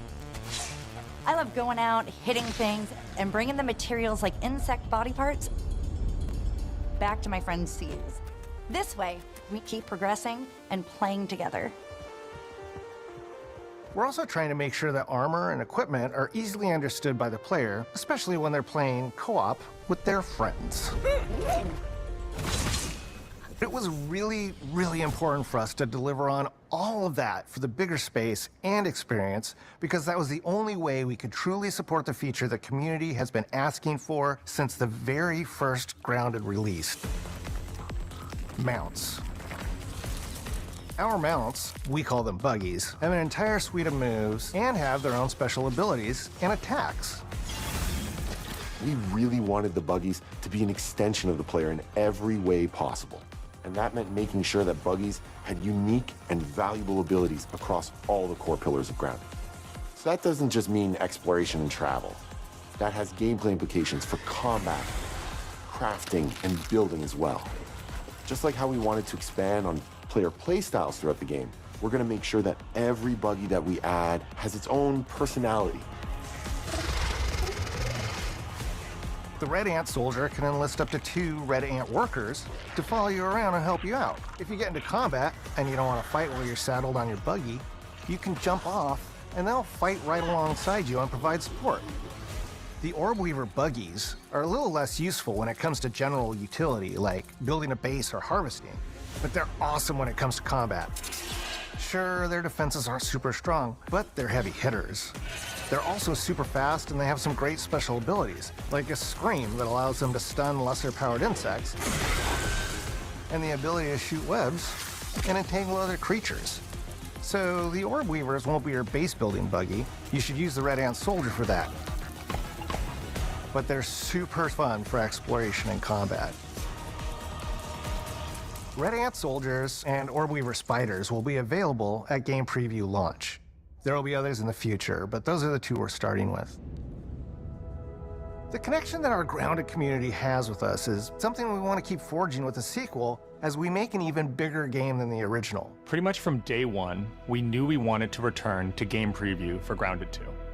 Sure, it comes with some trade-offs, like the game's not done and it's out to the world.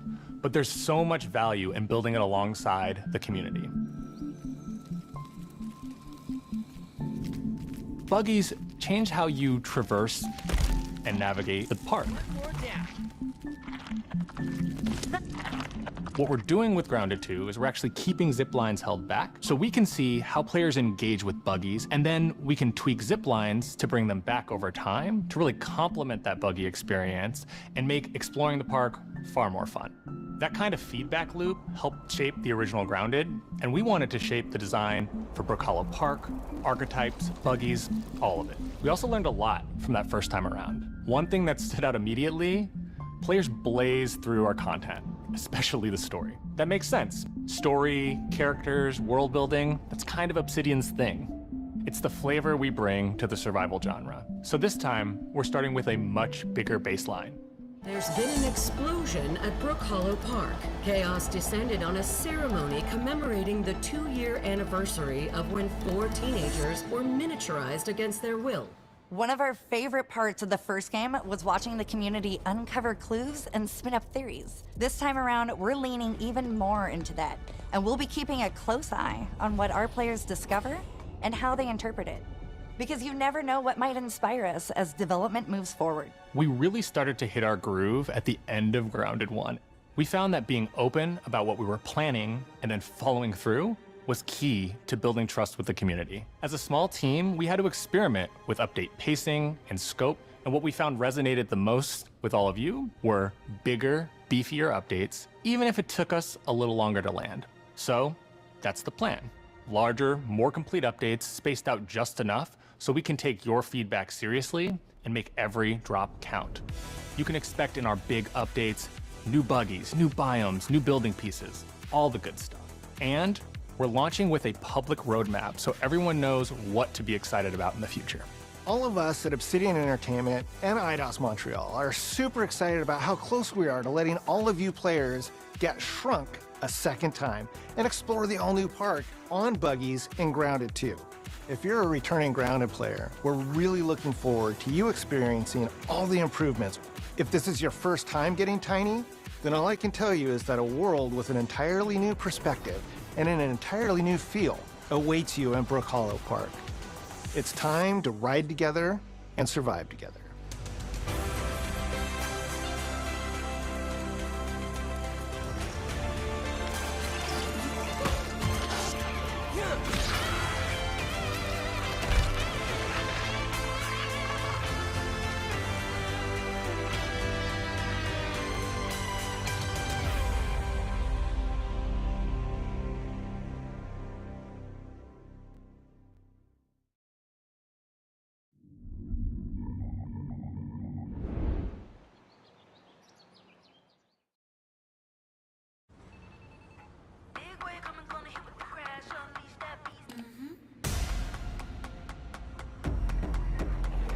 We have been expecting you.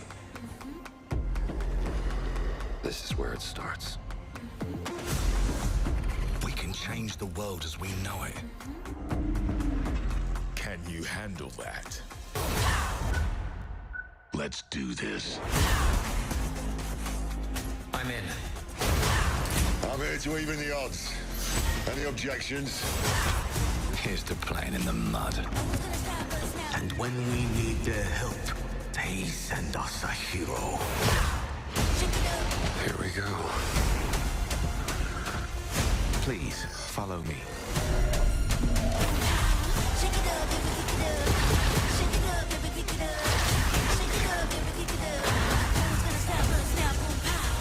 Well, hello there. It looks like you're about to do some renovations. Keep your filthy pickers off me! You think I care? This is gonna be awesome.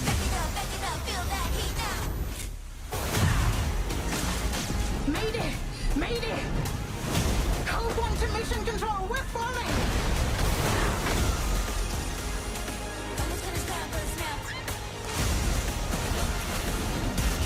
Had enough yet?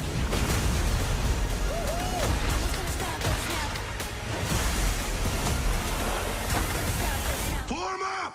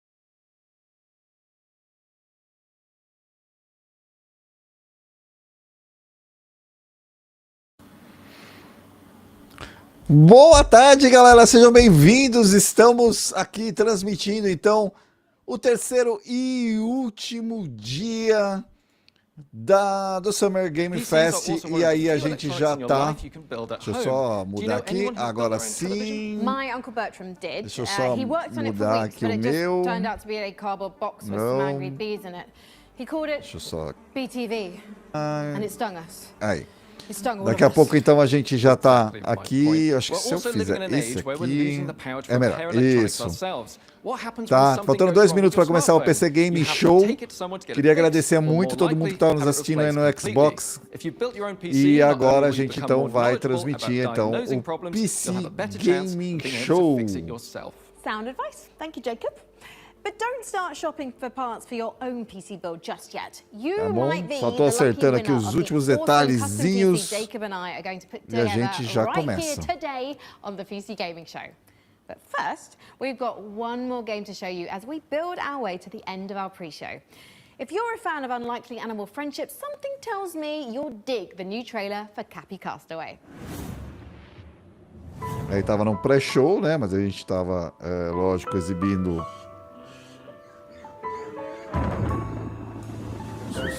só o Xbox.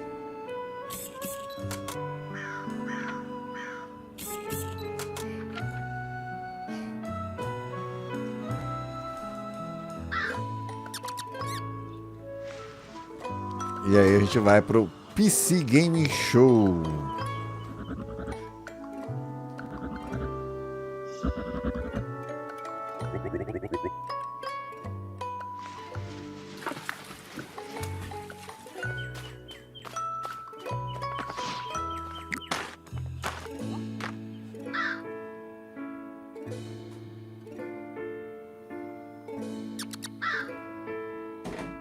Opa, caindo tudo aqui.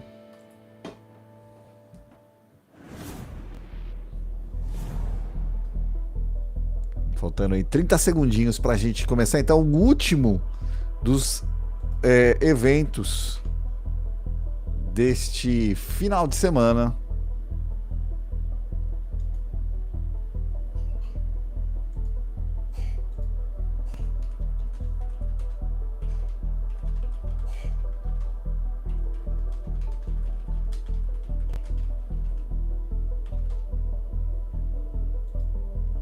E aí, vamos começar então o PC Game Show.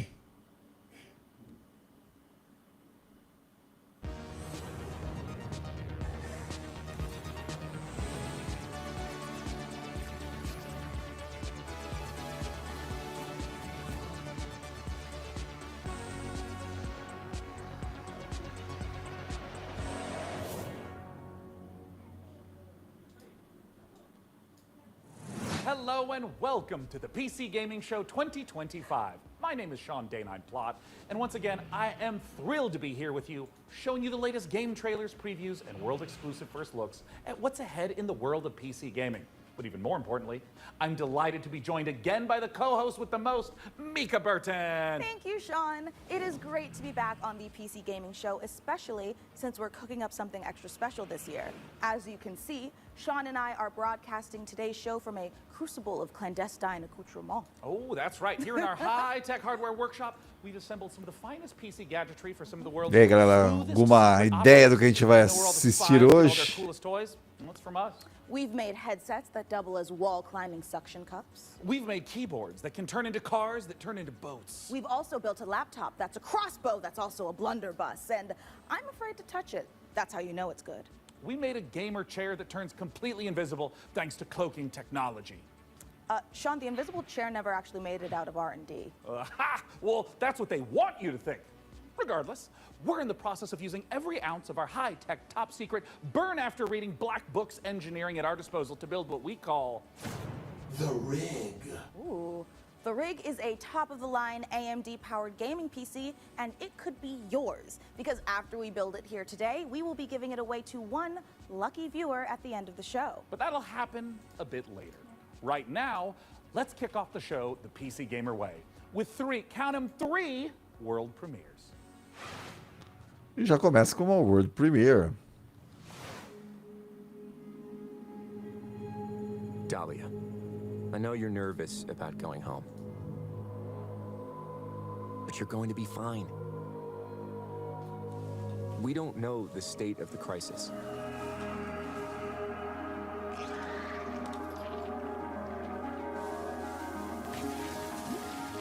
But a job's a job, right?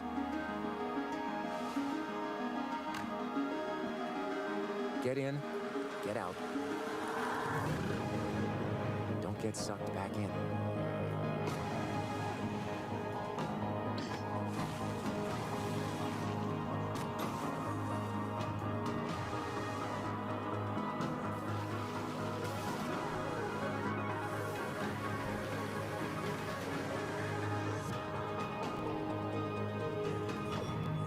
Remember, D, it's just a job.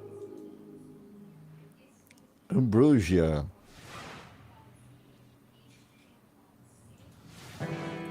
Tem demo hoje.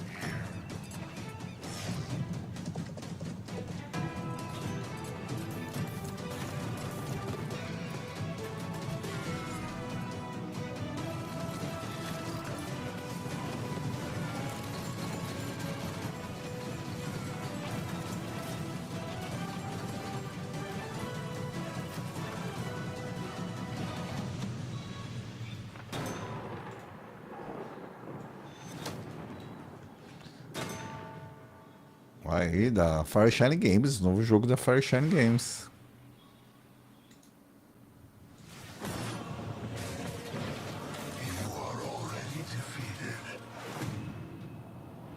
Dungeons & Dragons. The Sword Coast. Neverwinter. All these places will be consumed.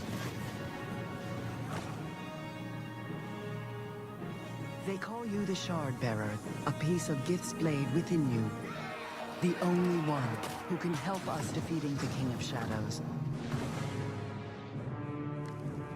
Bring in the accused. Did you really think you could keep such relics of my people?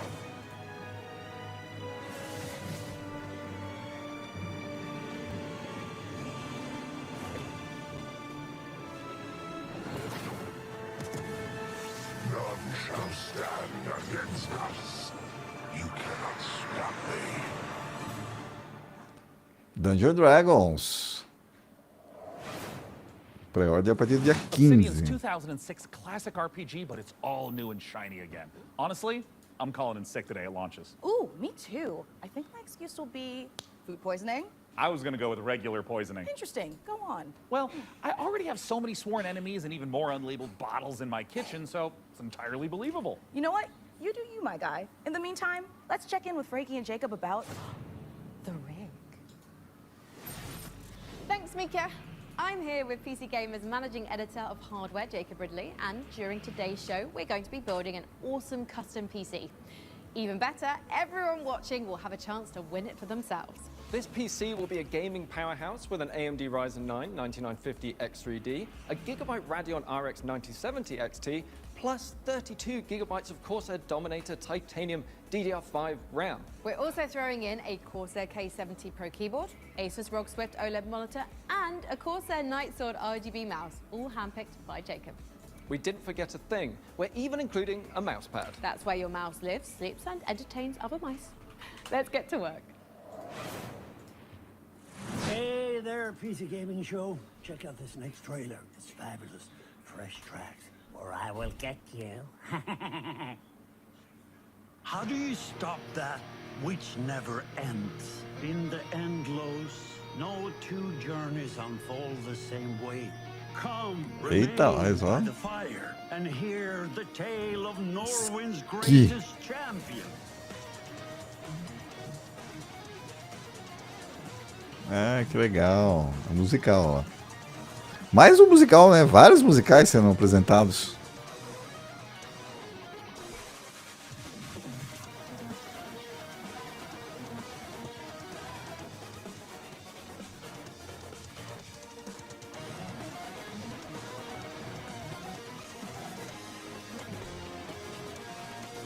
There's no one I would rather die alongside than you, my champion.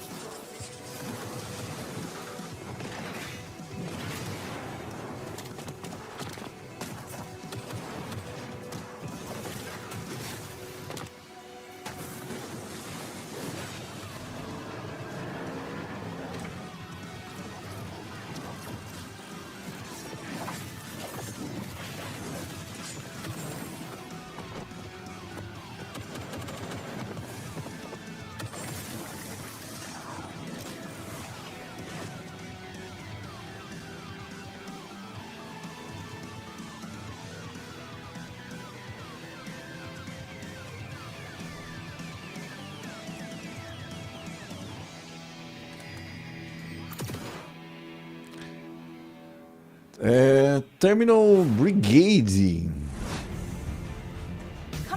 Tá acelerado o pessoal do PC Game Show, hein?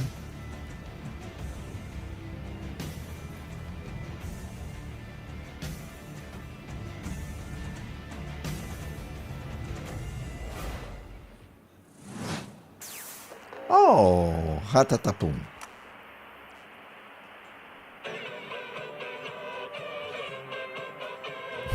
Ratatapum que apareceu em praticamente todos os shows.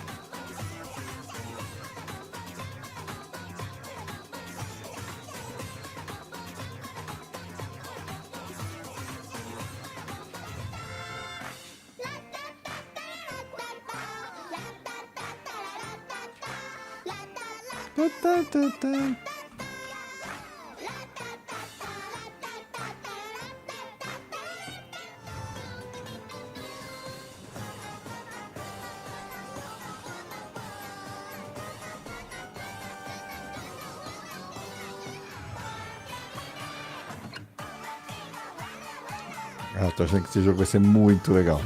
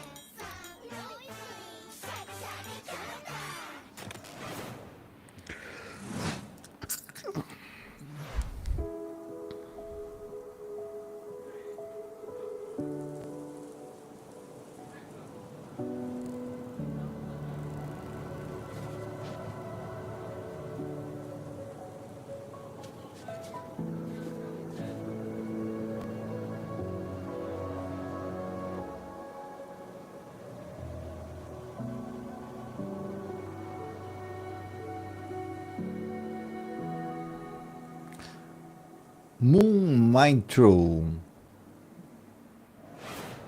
Chegando ano que vem.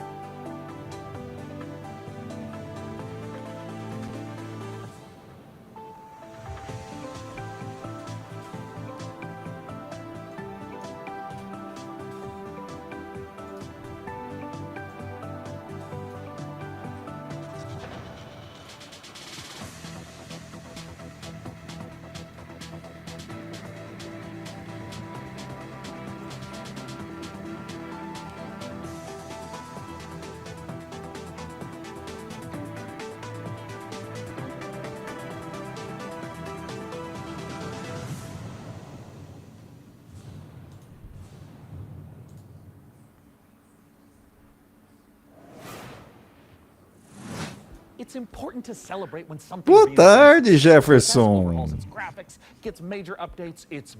Oi, cheguei. Tudo bem, Jeff? Seja bem-vindo. Tô sem câmera aqui, peraí. Não, sem crise, sem problema. Poetry. In fact, the only thing more poetic is a perfectly executed heist set in a dystopian techno future. E você vai comentando aí os jogos enquanto eu tô dando uma checada nas últimas notícias aqui. So we infiltrated 10 chambers and interrogated the makers of Den of Wolves. Here's all the info we dredged from their genius minds. We were prepped and ready for the heist. We had stolen Tier 7 passkeys, acquired the building schematics, and rerouted the security comms. We're in position. The package was as good as ours.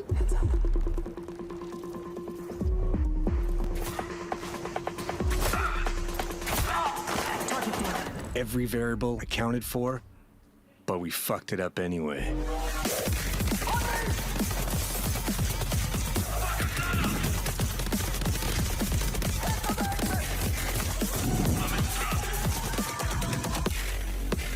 Next time, we gotta be even more prepared.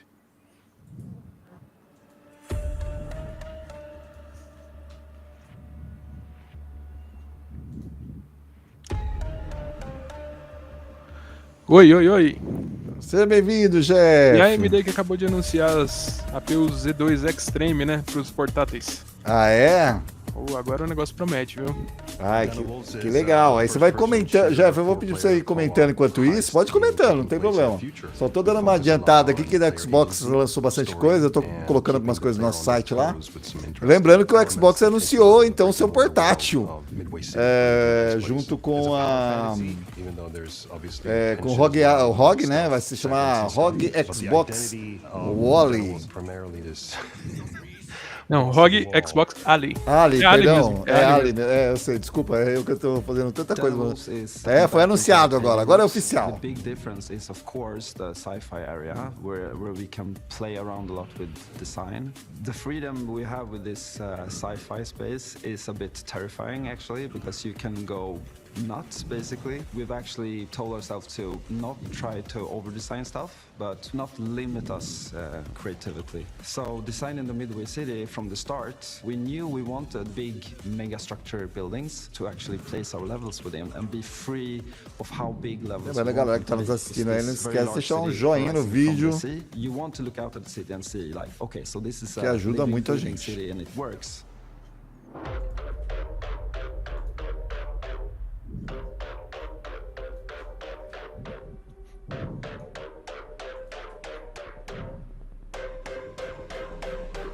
Coming back to the heist genre is sort of a, I don't know, after Payday 2, I felt like I had so much more things to do in my head, like what I wanted that game to be. A contemporary setting limits you in so many ways. Everything you do to enhance the game breaks the theme. With a sort of a sci-fi theme on it, it enables you to stay in the pocket of thematics and still solve things. Eu vi que também praticamente o evento todo foi sobre em cima do The Outer Worlds 2, né? Que teve um especial depois, né? Teve a apresentação, o Xbox, e depois teve uma parte só pro jogo, né? Só pro The Outer Worlds. O final foi só The Outer Worlds, né? Promete mais aquilo, né? Aquele famoso jogo que você vai ter que jogar no via Game Pass, porque eles chegam a ser muito caro. Então, é essas coisas que a gente fala que o PC, o Xbox Game Pass é muito bom, né? Mas isso é intencional, né? Todos os jogos do Xbox Game Studio chegam mais caro justamente pra você assinar. Exatamente.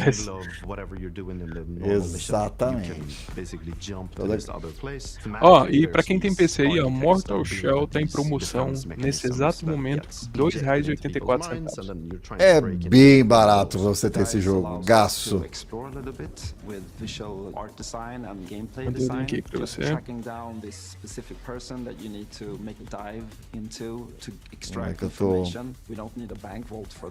eu tô abastecendo um site aqui também. Vou colocar aí pra galera que quiser comprar. Tá aí, ó.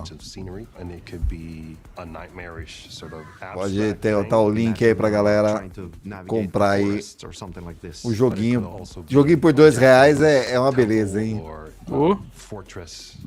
Pra quem gosta de Souls-like, ele é um jogo decente. Sim, com certeza. Na verdade, praticamente todos os jogos que foram anunciados em sequência estão em promoção agora na Steam. Monster Hunter Rise mais Sunbreak tá R$49, R$50. Também é um bom preço, bom jogo, né?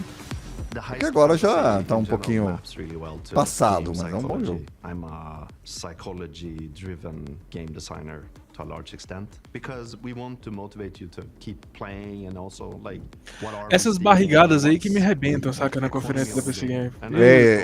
Quando eles colocam, eu acredito que como é vendido, eles precisam, né? Então é complicado, né? Eu também, é uma coisa que pra mim... GTF, ó, Get the Fuck Out. É um jogão, só que aquele famoso jogo pra você jogar com amigos. Jogar com aleatórios não dá. Os mesmos criadores ali, ó. Game, right? I'm like, really? Yeah, maybe it is. But we wanted to make something different. Like, we didn't want to go fully masculine, maybe doing, you know, these big skull masks. Like, we don't want to limit us to not do it, but with the mask we have now, we actually wanted to bring some feminine. Vamos ver as novidades aqui que estão saindo, porque a conferência tá rolando, mas não para de sair notícia aqui. Ó, o FSR4 da AMD agora vai ser expandido para 65 jogos, 28 chegando esta semana. Essa semana, Ark Survival, Blaze of Fire, Party Place, Dragon King, Dead Zone, F1 25, Frostpunk 2, Winzoi, que é aquele joguinho tipo The Sims, né? O Winzoi que tá fazendo bastante sucesso, chegou a 1 milhão aí. De jogadores. Lords of the Fallen, esse último, né? Cheguei 2, é o Black, né? Planetário, Gun, Ring, Survivor, se não conhece, Roadcraft, Moonscape, Dragon Age, Silent Hill 2 vai ganhar, Star Wars Outlaws, Justice, Stellar Blade, Virtual Fighter 5 e Wild Assault. A maior parte desses estão ainda em preview técnico, ou seja, nos betas brands, mas essa semana chega para 28 títulos e 65 já estão programados, né? No total de 65 programados, que inclui grandes lançamentos, né? Que é todos os Spider-Man, por exemplo, 2, o Remaster e o mais Morales vão ganhar, Mark Warrior 5, No More Who in Hell 2, o Predator Hunting Grounds, Ratchet Clank, Ratchet Clank vai ser atualizado também, Walker 2, Smite 2, The Last of Us Part 1 e 2, Warhammer 40k, o Space Marine 2, The Finals. Interessante.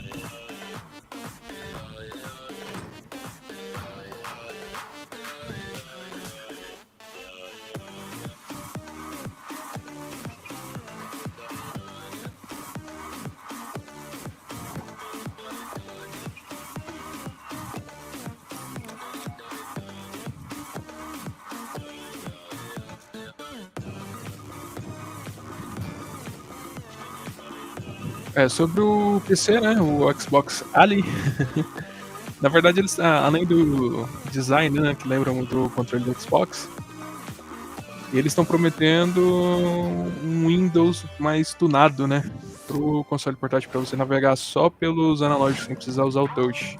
Mas é aquilo, né, galera, ainda é Windows.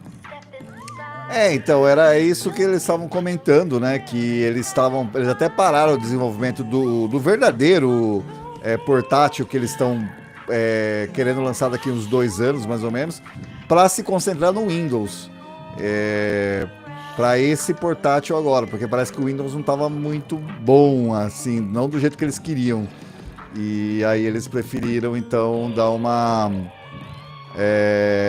parada naquele projeto e, assim, ficar mais em cima dessa versão desse Windows, que nem você falou, esse Windows mais tunado. Galera, eu tô sem luz aqui, porque senão eu não consigo enxergar aqui, porque tá muito Não, tá excelente. Mas assim, mas sobre isso, é bizarro, a água bateu na bunda da Microsoft, né, nesse quesito, porque a Steam tinha o Steam Deck, só ele mesmo rodando a Steam, de repente os concorrentes começaram a usar, e as diferenças são notáveis. Você ganha de 15 a 20 quadros no mesmo jogo, só mudando OS. Nossa senhora, é muita coisa. É a diferença entre você jogar em 45 e 60. Ou você jogar em 20 e 30. Exatamente. Só mudando o OS.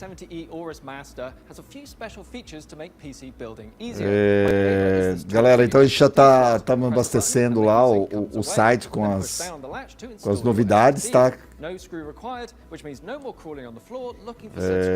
Daqui a pouquinho aí vocês já tem quase tudo lá no...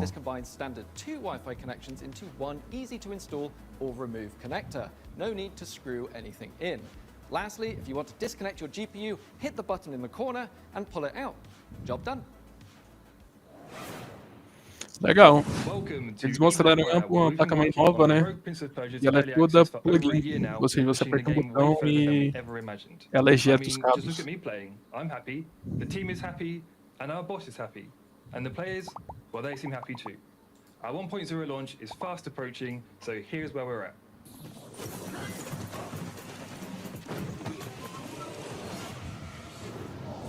Death shuns you, Prince. Use this gift and right your wrongs.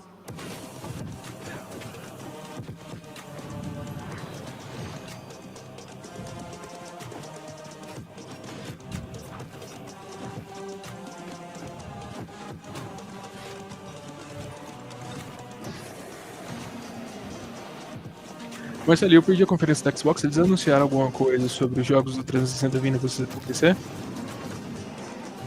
Cara, eu também não estava acompanhando.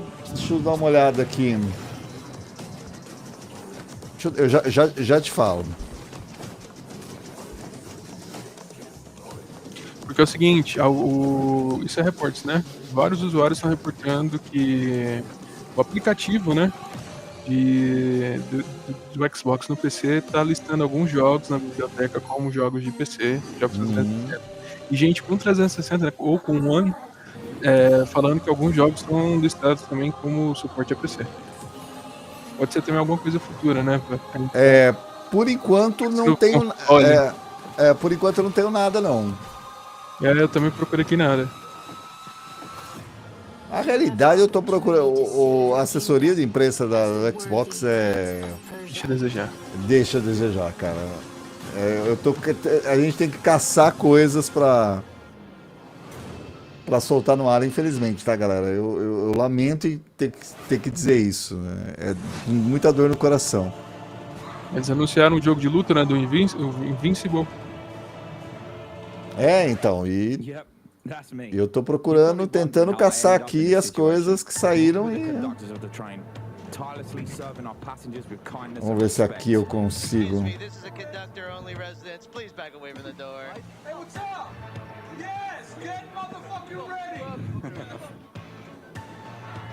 Listen up, scumbags. You rats will never get me out of this control room. You understand me? Never.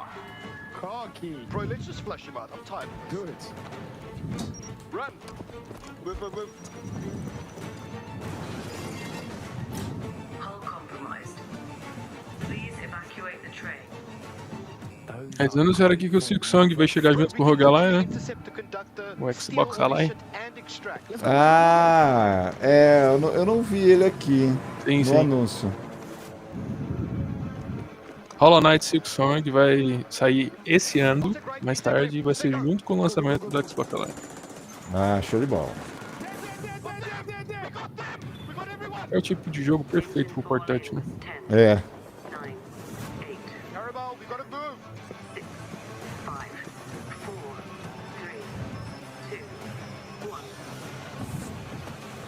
Eles anunciaram que o Xbox Live vai chegar no decorrer do ano, mas não anunciaram data nem preço. Não. Provavelmente vai chegar no fim do ano, tá? Pelo menos os rumores já indicavam que ele chega no final do ano, exatamente para dar tempo desse Windows aí tá pronto. Se eles não correrem atrás, eles vão perder mercado, porque a Steam tá dominando. Steam OS, galera, baseado no Linux Arc. Não tem preço, né? Eu chequei aqui, ainda não tem preço, né? Mas pelos aspectos aí dá pra entender que ele não vai ser barato, não. Não vai ser barato porque assim, se você pega o preço, quer ver, ó. Ele vai vir com os novos processadores AMD, né? O Z2 Extreme. Pra vocês terem ideia, o Asus ROG Ally X, que é o último, ele vem com o Z1 Extreme, né? Que é atualmente é o mais top, vamos dizer assim. Tá a $1.000. Eita. Só que assim, ele é 24 GB de RAM, 1 TB de SSD, a tela dele é Full HD 120 Hz. Tem a versão tímida dele, é só o ROG Ally, sem o X. Ele vem com 16 GB de RAM só e 512 de armazenamento. Mas é o mesmo processador, $700.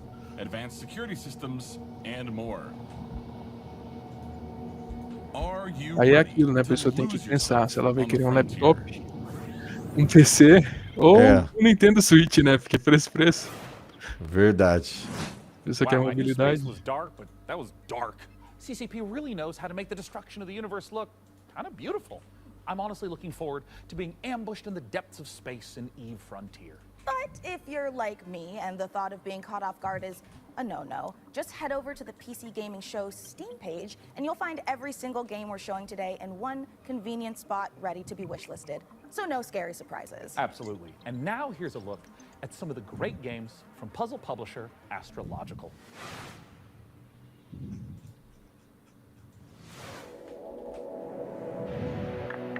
I'd say the days are blurring together, but what days? As for the isolation, I'm an introvert. It suits me. The contracts just keep on coming. 2 more rigs to construct. That will put me short in power. Gonna need more hydrogen generators. Good news is, I've managed to synthesize 334 liters of water in the last 24 hours.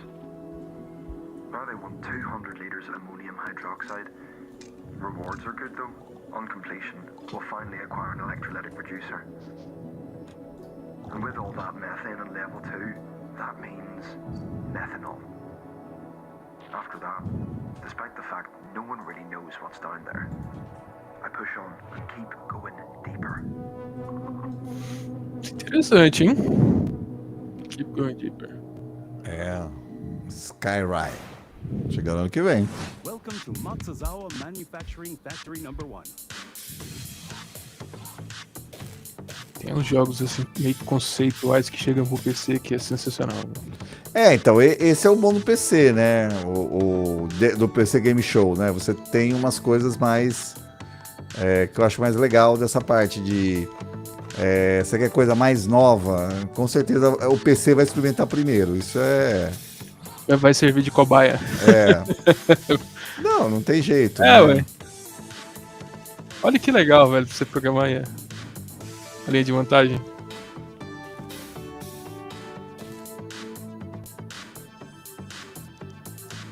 E assim, vamos ser sinceros, tem muito jogo que ok que dá pra jogar no controle, mas ele é pensado pra ser teclado e mouse.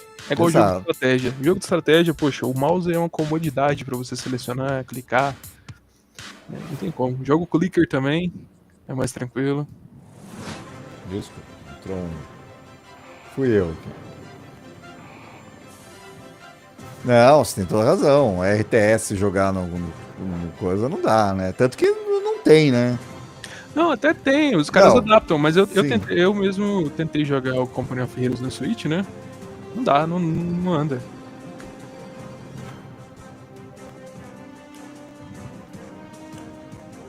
Igual o Diablo 4. O Diablo 4 funciona no controle, mas, cara, jogar RPG no teclado e mouse é outra coisa.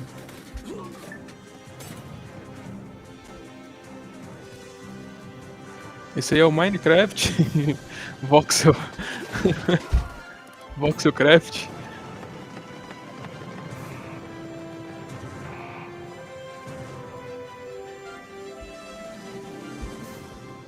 Então, forte. 14 de julho, deixa eu ver. Esse eu quero colocar aqui. Add to cart. This is a factory in Modulus. Here, we're producing blue cores. Let's see how we got here. This facility was built out of these 3 modules, which were joined, stamped, and dyed with pigment. Produced here, in our blue pigment refinery, which was constructed from these modules. Pra quem estiver acompanhando, quiser acompanhar, a página da Steam, da PC Game Show, é essa daqui. Ah, passa pra mim aí que eu já... E você tem que ficar dando refresh, viu, galera? Porque a cada jogo anunciado aí, eles atualizam a página lá. Eles atualizam na hora que sai, né? É legal isso, eu acho bem bacana.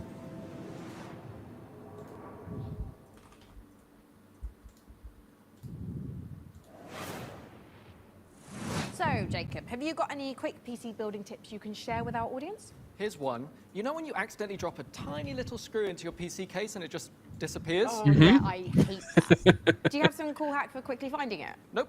My tip is that screw is gone forever and you should pretend it never existed. Não, você tem que pegar o parafuso, que pode dar curto. What can you tell me about the Radeon RX 9070 XT you're installing? The Radeon RX 9070 XT is a hot ticket item right now, and for good reason. Sim, eu tô esperando pra comprar a minha. Olha lá. Vai me manda pra nós. Também acho. RTX 5070 Ti.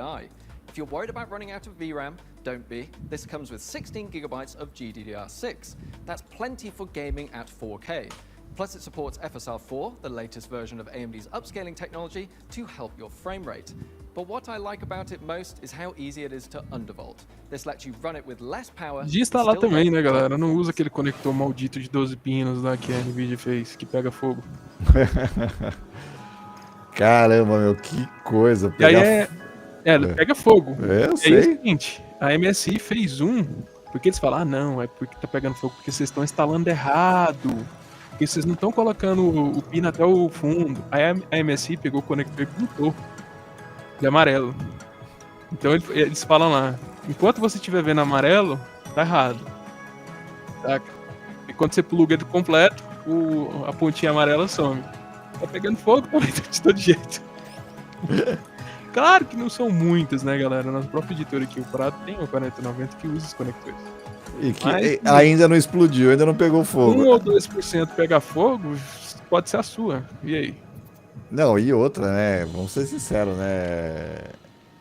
Meu, pegar fogo, cara, você tá comprometendo todo o seu PC, né? Não, é pior, Marcelo, porque se você for pensar o seguinte, tem gente que não desliga o PC. Por exemplo, eu também não, eu não desligo. Eu desligo meu PC quando eu tô fora de casa. Eu não desligo. Muito conectado nele, alguma coisa pode dar curto, alguma coisa pode cortar. Tem muita gente que não desliga. E esse é o problema. Pode dar curto a qualquer momento, entendeu? Você tá fora de casa, você chega, você não tem mais casa. Eu não tenho esse hábito de desligar.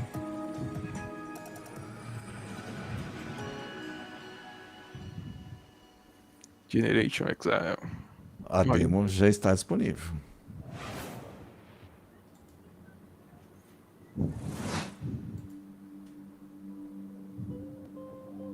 I know our odds. Maybe it's time to quanto que custa um jogo pra PC, Marcelo? $100. Nossa! Da Steam, a taxa de $100. Pagou lá. Olha lá! É por isso que a maior parte desses jogos são lançados primeiro pro PC e depois chegam nos consoles. Sem dúvida. Não precisa fazer o sistema de rating. Os países que exigem esse seu jogo simplesmente não vai aparecer. Bem mais simples. Cara, que jogo interessante assim.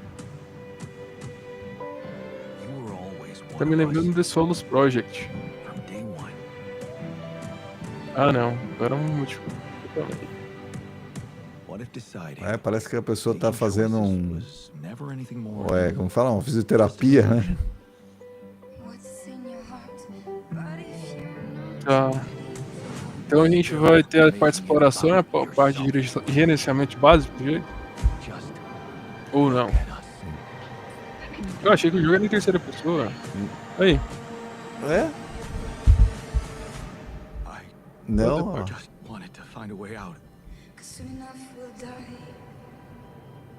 Soon enough, we'll die. Soon enough.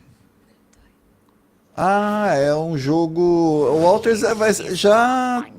Acho que chega pra Game Pass no PC pra essa semana, acho que é. Dá uma checada depois, mas acho que já... É um jogo meio estranho, ele é meio... Eu vi, ele é tipo de relacionamento. Ó, e esse é um joguinho co-op, galera, pra até 4 jogadores. Alter está chegando de 13 de junho. Dia 13, galera.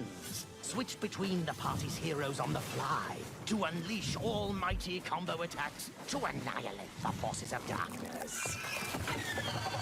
Deep below the surface, the dark sorceress Belcora Haruvex gathers her power. Are you foolhardy enough to delve into the shadowy depths of the Abomination Vaults?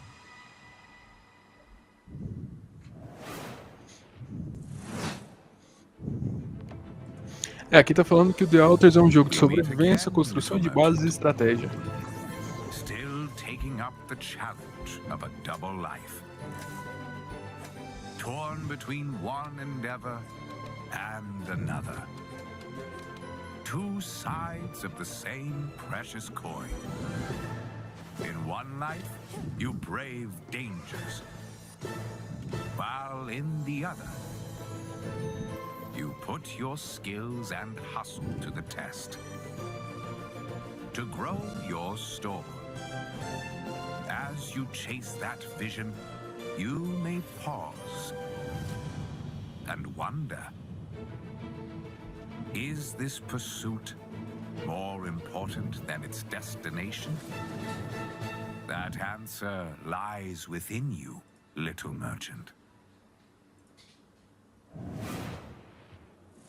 Computers aren't the only thing we build here at our hardware workshop. While Frankie and Jacob are working on the rig, Mika and I have been preparing some more elegant equipment for fieldwork. Spy gadgets. See here, this might appear to be a standard ATX full-tower personal gaming computer. In actuality, every component is also an extremely cool spy gadget. Take, for instance, this CPU fan. In reality, Ninja Star. Meu Deus. That did a real number when we tried it on an intern. Well, moving on. Que vamos falar dos atualizados de novo? Of hidden tasers to the untrained eye, bem provável. coffee mug. Yeah. In reality, a Aí. taser. Ooh, or how about this? To the untrained derriere, a roll of toilet paper. But in actuality, you guessed it. E finalmente o Final Fantasy VII chegou no Xbox. A hidden listening device USB. Chegou o 16 e o Final Fantasy VII. O Integrate. Versão Integrate. Don't worry, you know, he'll be fine. Mas não chegou no Game Pass, né? For now, let's check out Não, our next não. exciting world Não. premiere. Então o povo vai jogar quando chegar no Game Pass. Ah, esse é o tipo de jogo que eu acho que não chega pro Game Pass, cara. Porque, queira ou não, esse é um jogo que vende, mesmo a longo prazo.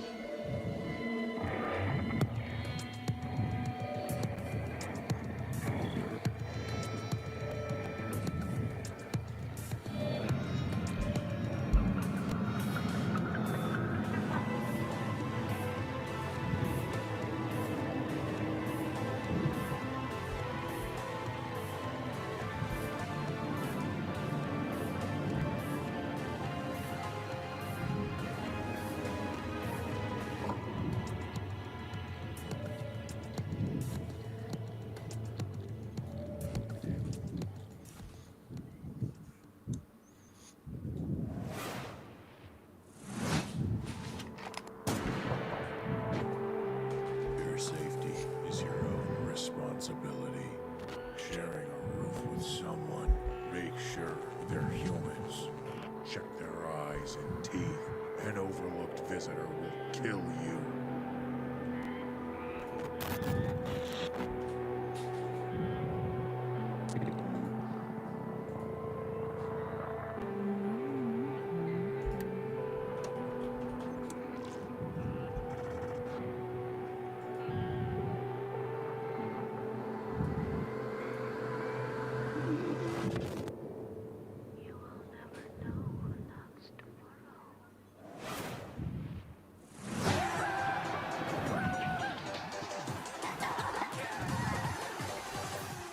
I'm Oscar, a solo developer, and this is my game, Botsu. It's an online multiplayer game where you control a ragdoll robot and compete in some very silly physics-based Nossa, que loucura. competitions. I started making this game in my spare time, and now you can play the free demo on Steam. You'll start off in a lobby area called Bot Central, where you can meet up with your friends and mess around with the sandbox while they arrive. When you're ready, mind the gap and hop on the matchmaking train to your Botsu tournament. Your team will compete in bonkers boxball matches, steal boxes and drag your team to victory in Stockpile, and try to be the last bot standing in Sumo. It's even got physics-based power-ups, like sticky bombs, balloons that work on anything, and grappling hooks to swing the match in your favor. Caramba, tem que usar uma física absurda, jogo. And you can create crazy custom matches in the Steam demo right now. I hope you have fun. Usaram aquele meme lá do... Botsu.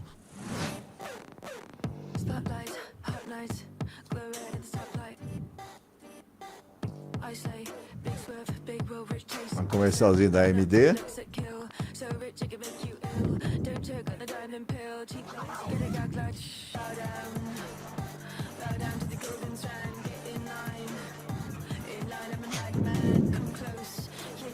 Esse evento vai durar também 2 horas ou não? Parece que ele... geralmente o do PC é 2 horas. Nós já estamos partindo para a primeira, já terminando quase. E anunciaram muita coisa.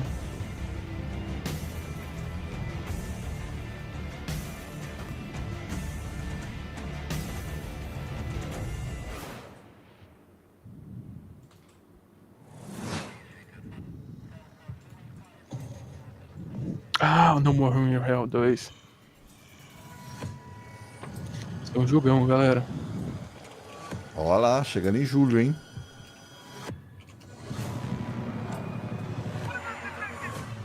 Tem acesso antecipado desde o ano passado.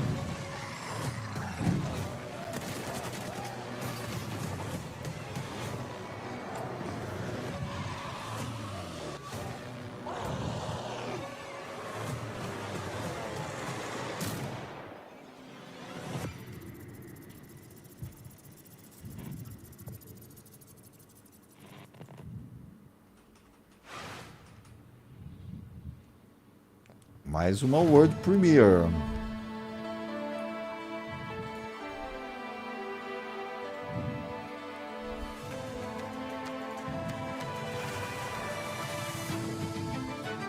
Olha o Zelda aí. Breath of the Wild.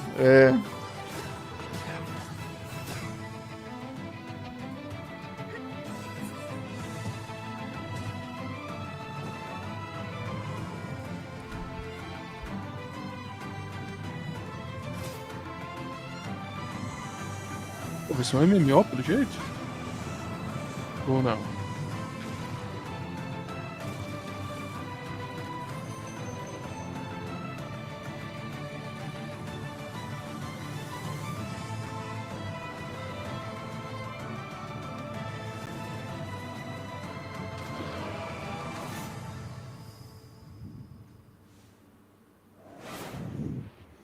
Vamos fazer o wishlist agora.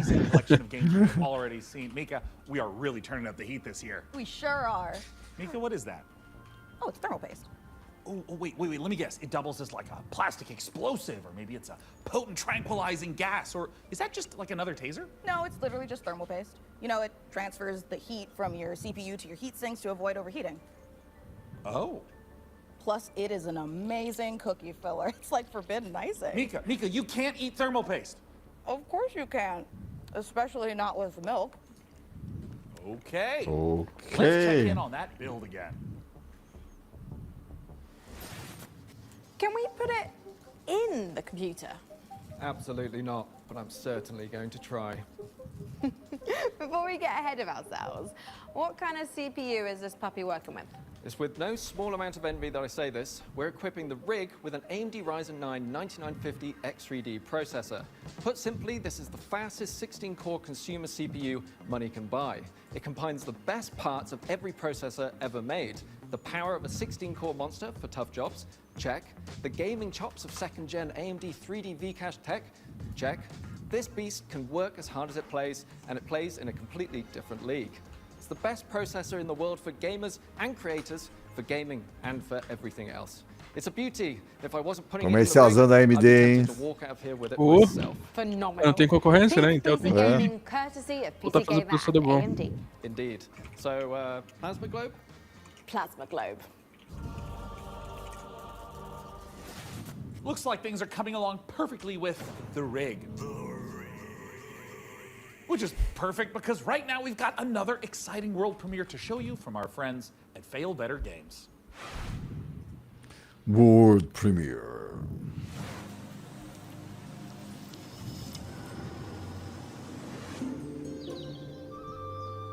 The village of Chandley is small, complicated, and everyone's got their own story. For 100 years, the practice of horticulture has been under a curse, making even the simplest act of cultivation unpredictable. But you come from a long line of sorcerers steeped in the green and growing arts. Your family's old lodge has been empty for a long time, so don't expect airs and graces. Chandley may be small, but it's thick with secrets and set in its ways. Is it ready for the return of a mandrake? The Mandrake setting is based on British history and folklore. For research, we've walked in a temperate rainforest and visited an ancient Legal, mas a gente não quer saber o que vocês fizeram, a gente quer saber do jogo. Ah, essas barrigadas, pô, mostra mais o jogo. Sunless E Sea só. and Sunless Skies did have some light cannibalism in them. You É can't brabo, eat people cara, in é this brabo. one, but that doesn't mean that it's safe. There are old powers waiting in the corners of the world, and the night does not belong to mortals. If all of that sounds good to you, wishlist Mandrake on Steam right now.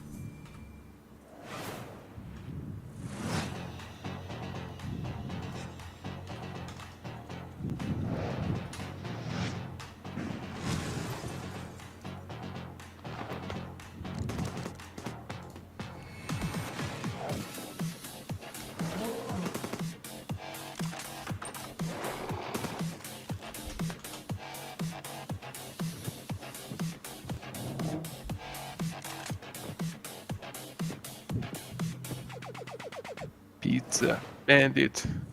A week in the life of a demon school student in under a minute. Starting now. Monday, catch up on the news. Get a new assignment. Fight some guys using tactics. Check your diary. Tuesday, investigate a spooky classroom. Gain a rival. Fight some more guys. Find More a dog. guys. Wednesday, romance your friends. Kick an egg. Fight those guys. Thursday, follow some blood. Track down a missing sandwich, pull a new friend out of nowhere. There's guys, you fight them. Friday, find a cursed dog. Learn a terrible secret. Fight a really big guy. The weekend, sing karaoke, race beetles, rent some tapes, and generally just relax. Meu Deus. Down, many to go. Wishlist Demon School, an RPG with tactical battles right now. Demon Schools.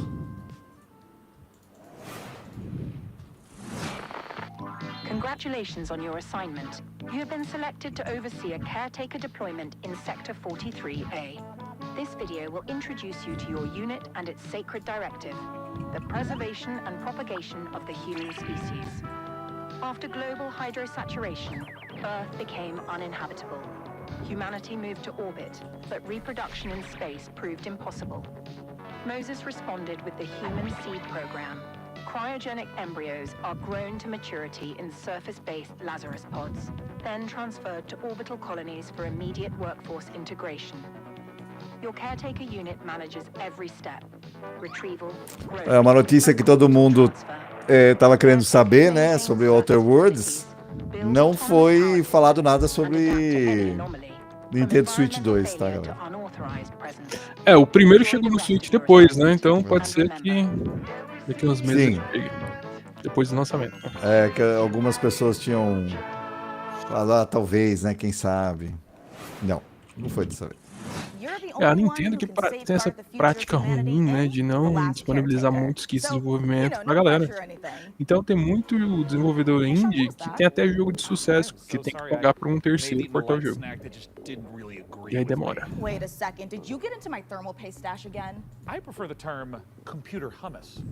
Que é isso, velho? Essa dinâmica dos dois aí, tá? Doideira sempre foi, né? Comendo passatempo.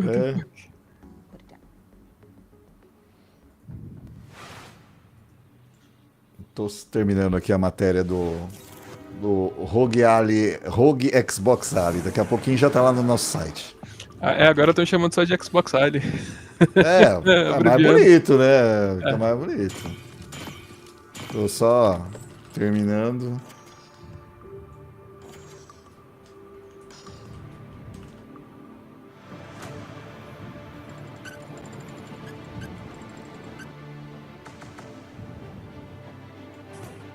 E aí, mais um jogo de construção, galera. O que é um pouco normal no PC, né? Sim, eles têm bastante, né? Na verdade, o que a gente tem é pacotes pré-prontos, né? De templates. Aí a galera só pega, edita. Exato. Uma coisa ou outra e lança como jogo novo. Você pode ver que muitos dos menus são idênticos, saca?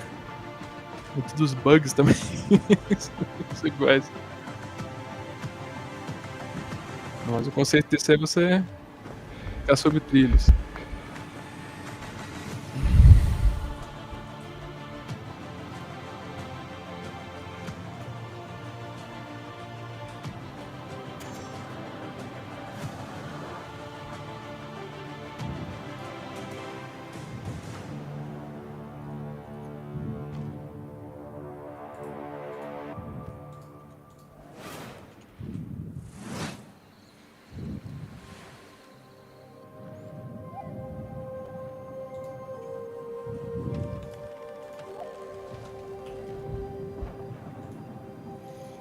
O remaster do Neverwinter Nights 2 foi anunciado, né, mais cedo no evento, se não me engano. Tá R$80 na pré-venda. Bom preço. Esse é o preço de um remaster, na minha opinião.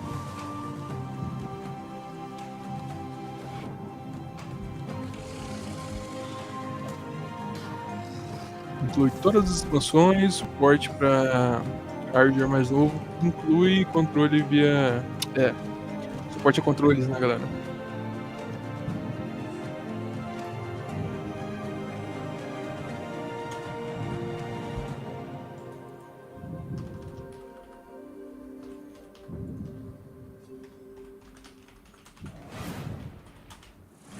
Prospector, Norex would like to offer you an opportunity. We have some dirty work we need you to take care of. At your own risk, of course. Keep your mouth shut and you'll be rewarded. You want to hunt monsters? Join Norex.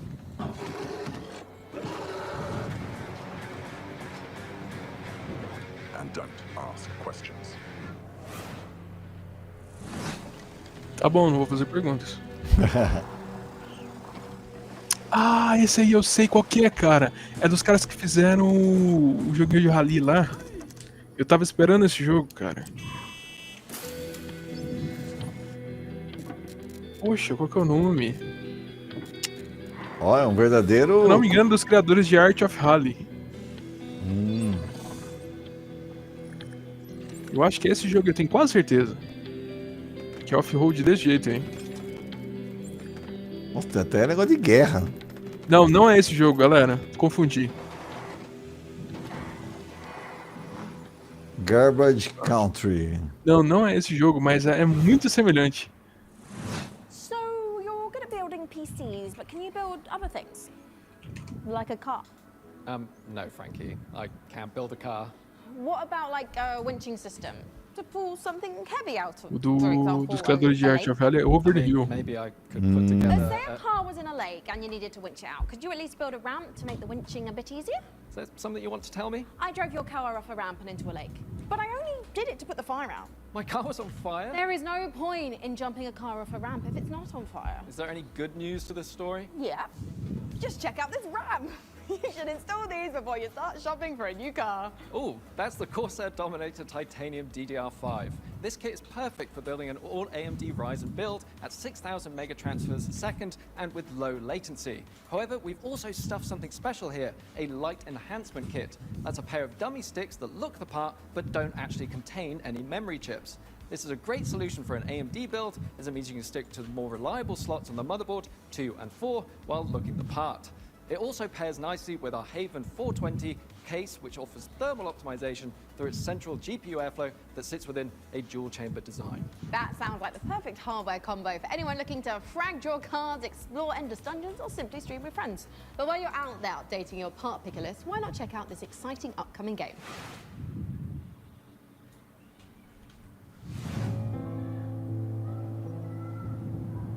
Lovecraft.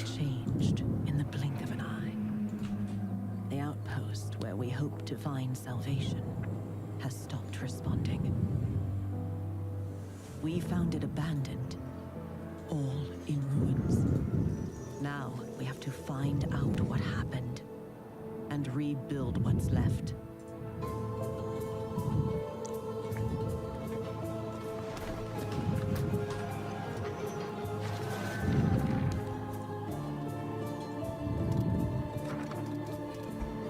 We make the most of the little space the tree afford.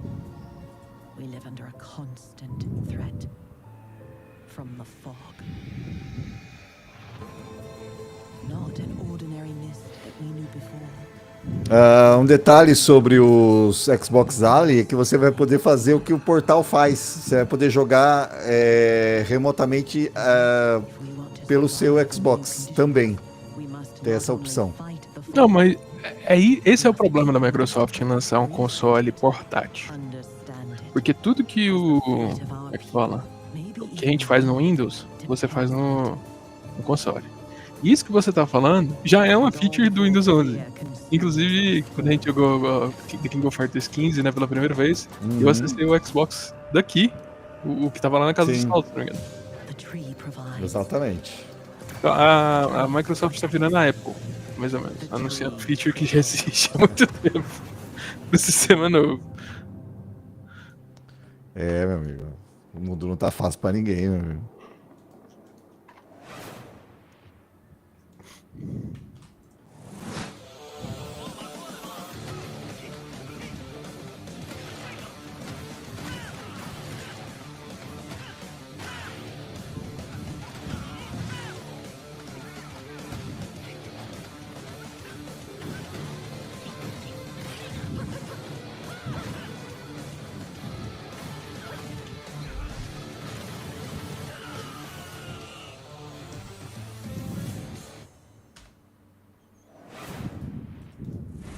Coming up in the show,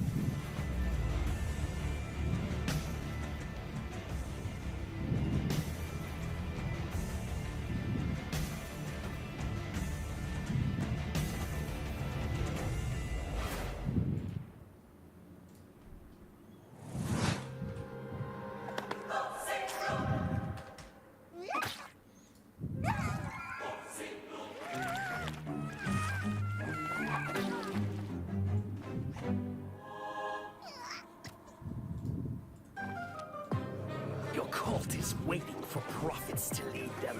Convert the feeble-minded. Learn the occult. Spread the mighty one's influence. Find power in the god of your choice to bring the unseen depths to the mortal world. Now go. Vanquish the opposition. Burn the non-believers. Indoctrinate the uncivilized. And survive the horrors. Grow in power and strength. Unlock new unholy sorceries to overcome the mightiest of enemies. You have what it takes to worship the Eldritch.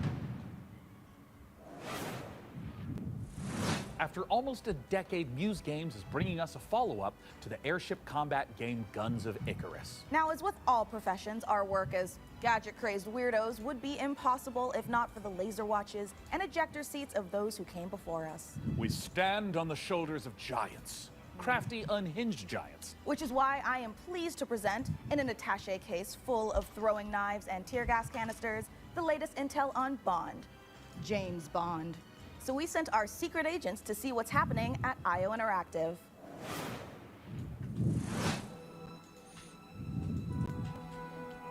Olha lá, mais uma vez aparecendo aí. Eles estão fazendo uma propaganda gigantesca nesse jogo, viu?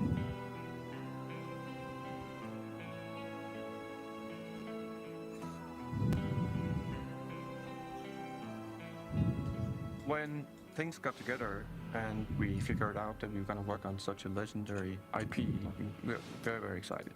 It's a huge opportunity, and also the fact that it hasn't been a game for 14 years just adds to the excitement of a comeback of this game in gaming. The colleagues that we have here are phenomenal, and I think taking all of their experience from the sort of agent fantasy that they've been building for all these years and applying it to the Bond franchise has been incredible to see and to be a part of. We're making a standalone James Bond game, but there are characters and locations that I think are going to make the fans of the novels and the fans of the movies and the cinematic history really smile. In any kind of IP where there's some known aspects of the character, you can initially view these as constraints, but really they're strengths because we get to work with all these amazing partners. Aston Martin and Land Rover, collaborations with Omega, and all of these things lends itself a sense of credibility to the player that this is a real James Bond experience. A única coisa que pega é porque o Daniel Craig não é mais o James Bond, eles não estão usando nenhum dos outros atores. Não. Então, a gente fica aquele jogo sem uma cara pra gente se associar na vida real. Provavelmente ia encarecer demais se eles fossem usar o Daniel Craig, por exemplo, né? Apesar de ele nem ser mais. Eu não sei exatamente como é que eles vão desenvolver isso, né? Vão ser histórias novas. Eu digo sempre assim, a gente não tem do novo Bond, né? Não. Quem vai ser o novo Bond, não tem ideia. E todos os outros jogos foram baseados no James Bond da época.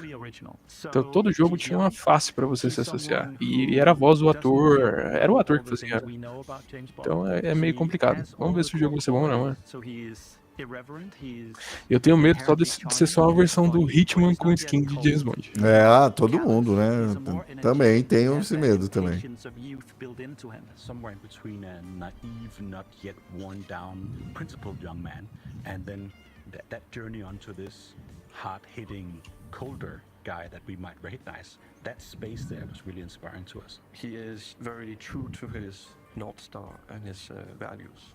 And the story is very much about when you meet the harsh, political, dangerous world out there, how does a young man fare while still retaining his values? Not only will we get to experience the character changes and the lessons he needs to learn, but also how he gets his famed gear. The world is a big part of how you solve the problems as you get to them. Using the environment and weapons and charm, and obviously gadgets is a huge part of that. We have a lot of the gadget you'd expect and then quite a few you wouldn't.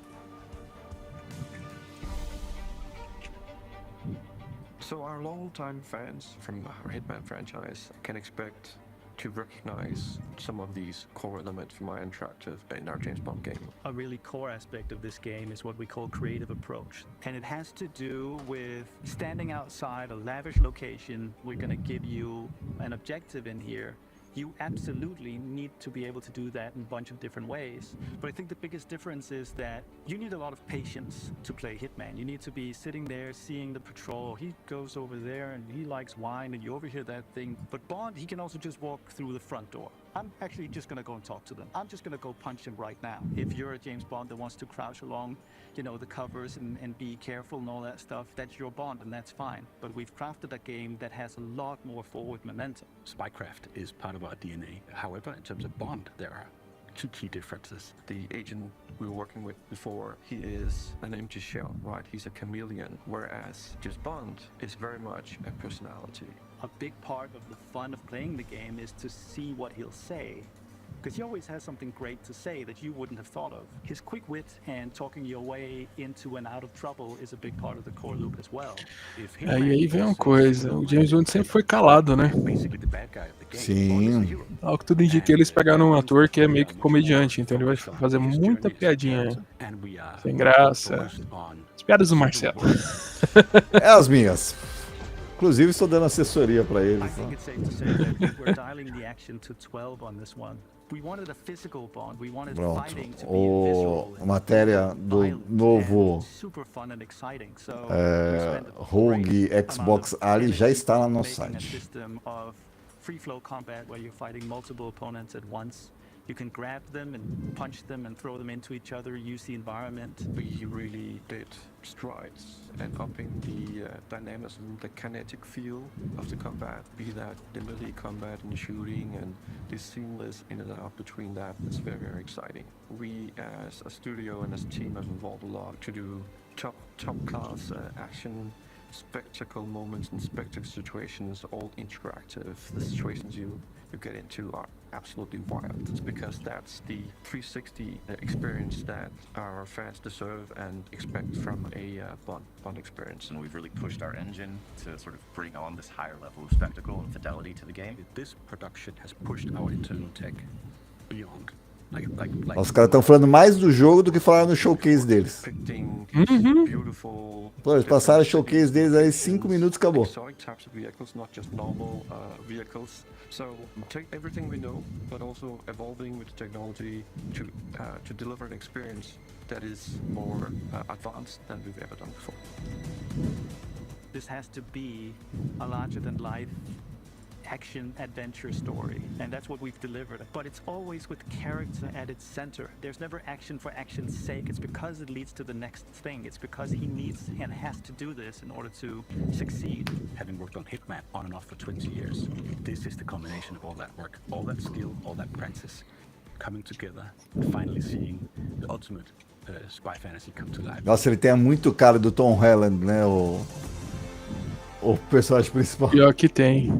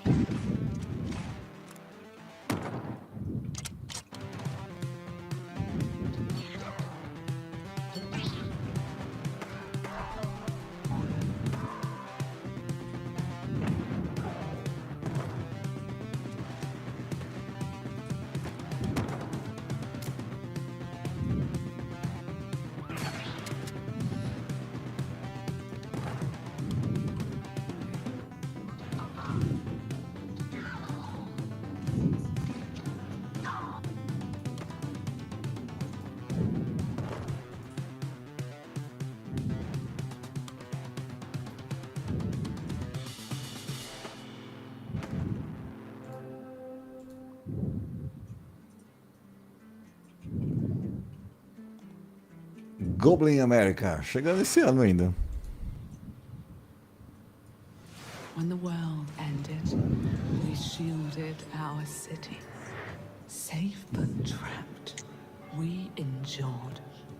Until now, until you, time traveler, only you can shatter our chains, guide our armies, defend our kingdom, propel the evil hordes. Pra você mais um jogo de horda. Enemy shattered and restore the might of our city. The lands of Bastion still whisper secrets. Relics of power waiting to be claimed. Together. E eu que estava jogando Duna hoje cedo antes de sair. E aí? O que você achou? Você já jogou Once Human? Não. Conan Exiles. Sim. É aquilo ali com skin de Duna. Conan Exiles. Mas é da mesma produtora, não é? Ou não, eu tô enganado. Realmente não sei. Deixa eu ver aqui. Eu acho que é da mesma produtora, cara.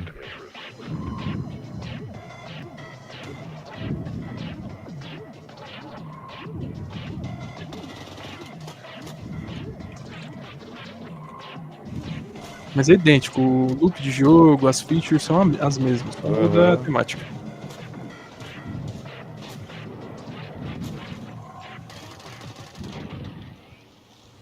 É, da Funcom. É, da Funcom, né? É, imaginei.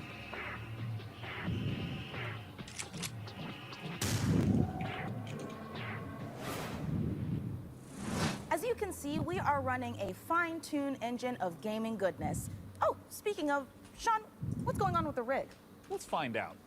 Frankie, Jacob, status report? We're doing great down here. Jacob is about to fill us in on what we're installing next. I'm just wiring up everything with our Gigabyte Aorus X870E motherboard. It's got a suite of features for reliable overclocking and memory performance, and its built-in thermal armor and heat sinks will keep our Ryzen X3D rig running great without running hot. And of course, our GPU, a Gigabyte Radeon RX 9070 XT with RDNA 4 architecture, and 3rd gen AMD ray tracing tech for competitive 4K performance. Awesome. And for those of you who want to speed up your own PC build, I've got Para quem quer aí, a 9070 XT é a melhor placa com custo-benefício na faixa de preço dela. Finalmente a AMD conseguiu entrar na competição. É, isso é verdade, cara, porque... Oh, a montage. Right. Great idea, Frankie. Foi de anos. Freeze frame high five? Freeze frame what? Not gonna lie, I'm starting to get a little bit worried about the rig booting, but oh, perfect. In the meantime, here's some new tech for you, or should I say, some new Terra tech.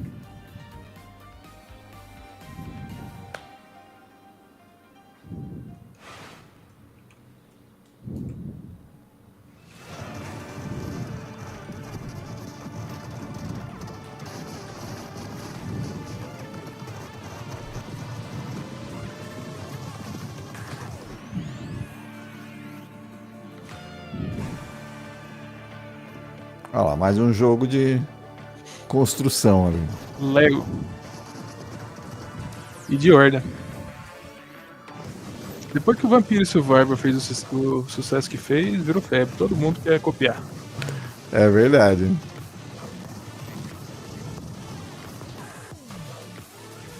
Esse é o problema do PC.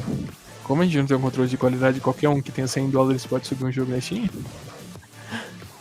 Não tem, como é que fala? Curadoria, galera.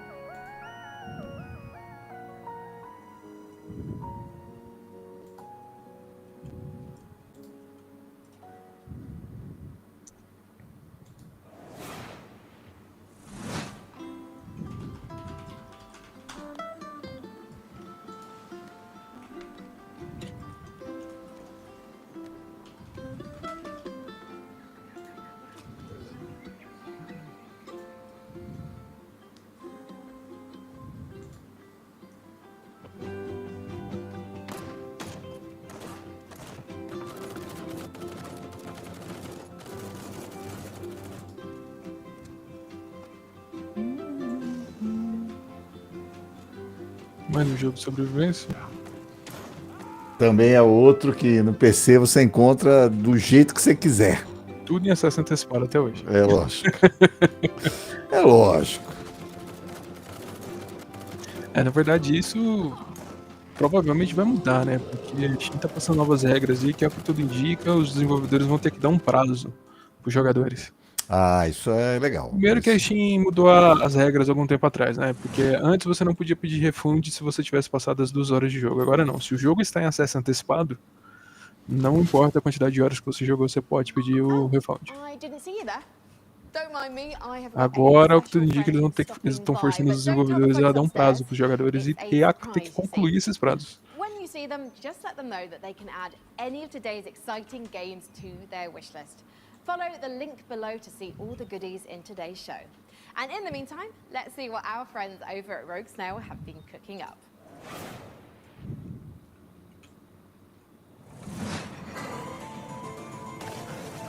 Meu Deus.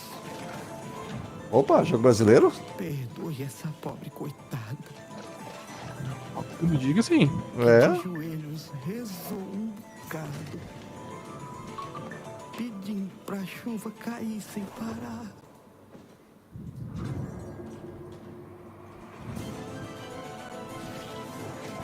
O sertão é rico para quem tem olhos de ver. Não é lugar para você. Roguelike. Ah, não. Uma pessoa pode lavrar um chão que nem mesmo cactos consegue brotar. Olha. Todos precisam saber sobre o que de fato aconteceu em Canudos. Canudos. Será que vai falar sobre a guerra de Canudos? Ó. Caramba, seria excelente, cara. Tudo bem que é um roguelike, mas seria fenomenal. Como Mandacaru no meio da grande cerca. Hell Clock. Olha, demo disponível. Eles vão nos massacrar. É da Mad Mime que eu não consegui ler. Não, também não vi. Chegando já no dia 22. Eu vi um Mad aqui na ponta, mas como eu tô vendo aqui, eu não acabei não... Não, da Rogue Snail. Mad Mushroom. Ah, da Mad Mushroom. Não, é da Rogue Snail, é distribuído pela Mad Mushroom. Aham.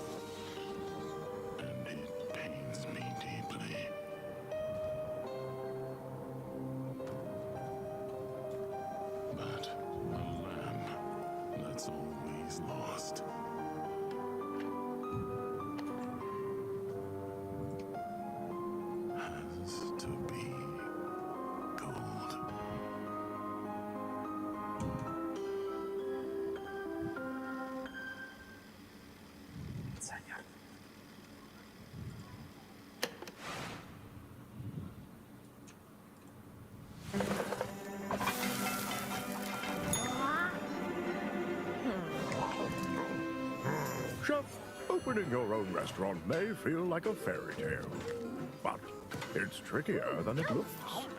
Customers curse you. The hordes line up at the door. Elder gods are summoned. All of this can really burn your biscuits, but you will be forged in the fires of the kitchen. Sharpen your knives and master the magic of food, for an ancient hunger has awoken. And the path to a demon's heart is through its stomach. I can eat. Hey, let's check in on how things are progressing with. Meu Deus, lá vem pros caras que comem passatempo. Any saboteurs in the mix? Hey, Mika, how are the kids looking down there? Oh, it's not looking great. They're hooking up a. Oh my God, they're hooking up the PC to a printer.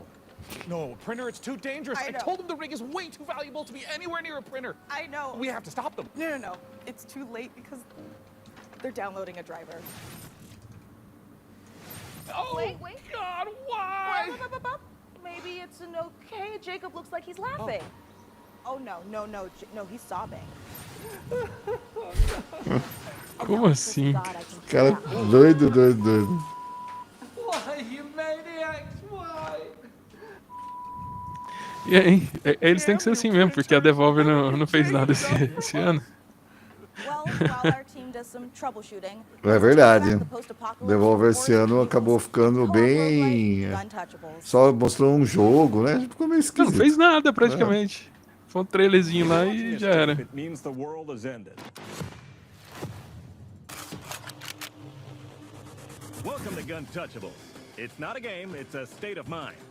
Mais um jogo de horda, Marcelo. That's why they call it gun touchable. Collect crates in the wasteland to help you kick more ass. But your enemies are getting upgraded too, and that's where things heat up. So get ready to blow stuff up, and smack stuff with a shovel, and shred stuff with a bone saw, and snipe stuff. Survival is about sticking together. It's about getting badass guns and even more badasser upgrades. It's about killing whatever this thing is. Because here in the apocalypse, you're up against 1 million maniacal mutants that want nothing more than to pound you into hamburger meat. There's only one way to survive, and that's to become gun touchable. Coming to early access on June 17th. Mais um jogo Assassin's Creed 4 também.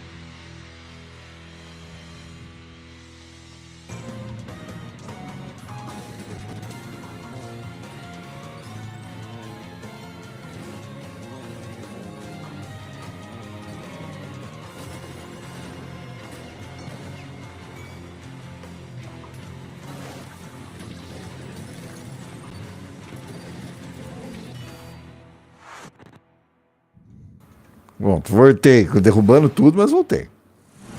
Coming up in the show.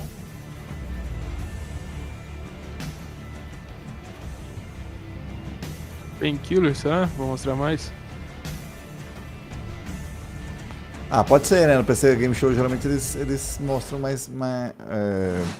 um pouco mais do que nos outros shows, né?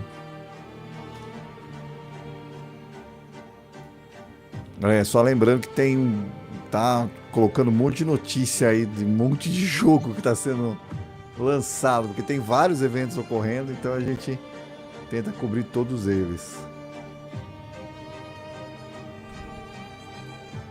E é jogo para dar com o pau.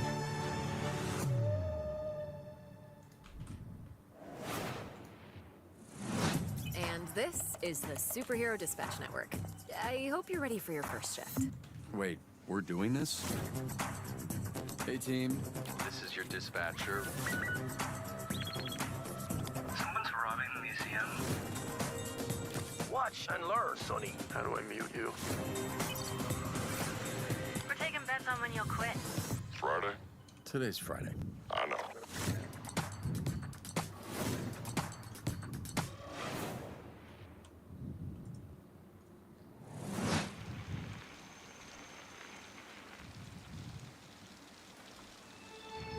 Um jogo de bike. Coisa que é meio raro hoje em dia, né?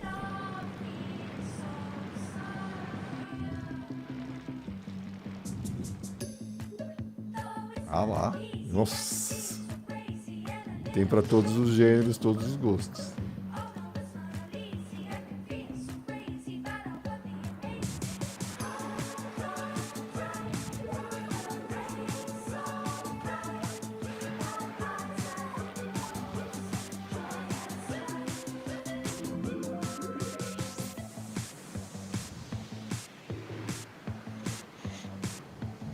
Will work.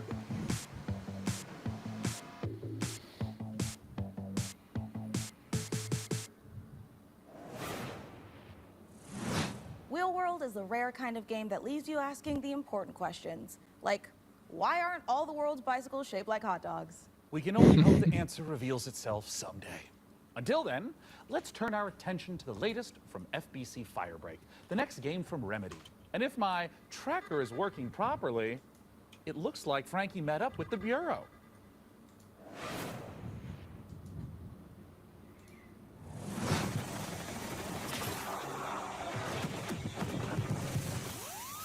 Firebreak, esse aí tava anunciado já na Steam.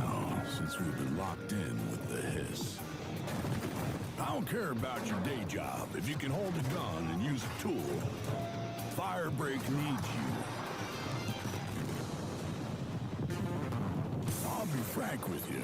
This ain't an easy shift, but at least you won't be alone. É o conceito de Deep Rock, pelo jeito, de você trabalhar enquanto você tem que se defender de ameaças, né? Só com como é que fala, com um ambiente diferente.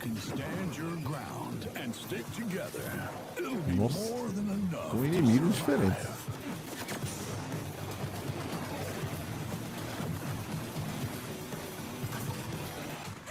Corrupted item loose on site.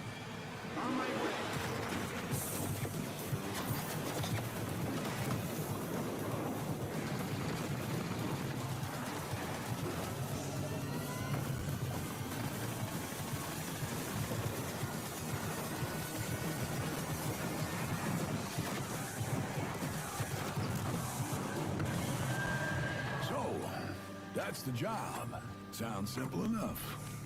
Good. I've got a liability waiver here with your name on it. That trailer was absolutely epic, delivered on all fronts, but it did take me back to my student days. It might have been the post-it notes, the traffic lights, and the slight feeling of regret in the shower. What have we signed up to? Mike Kayata, you're the game director of FBC Firebreak from Remedy Games. Thank you so much for joining us. What have we signed up to here? Yeah, lots. So that was our big launch trailer. We're coming out in just over a week now, so we're really excited to share a lot more of the game, stuff that we haven't shown, a little bit of all of the 5 jobs in the game, which are kind of different crises that you have to deal with. But yeah, so we're getting close now. I remember when Control came out in 2019, and we're revisiting that world in FBC. Why was now the right time to revisit? Yeah, so right now it was just a great time for us to kind of go back to the oldest house. We never wanted it to kind of feel like we were retreading on Control, and that was like definitely something we thought about a lot. And one of the reasons why we shifted into a first-person perspective, so you could kind of go back into the oldest house and see it from fresh eyes in a different way.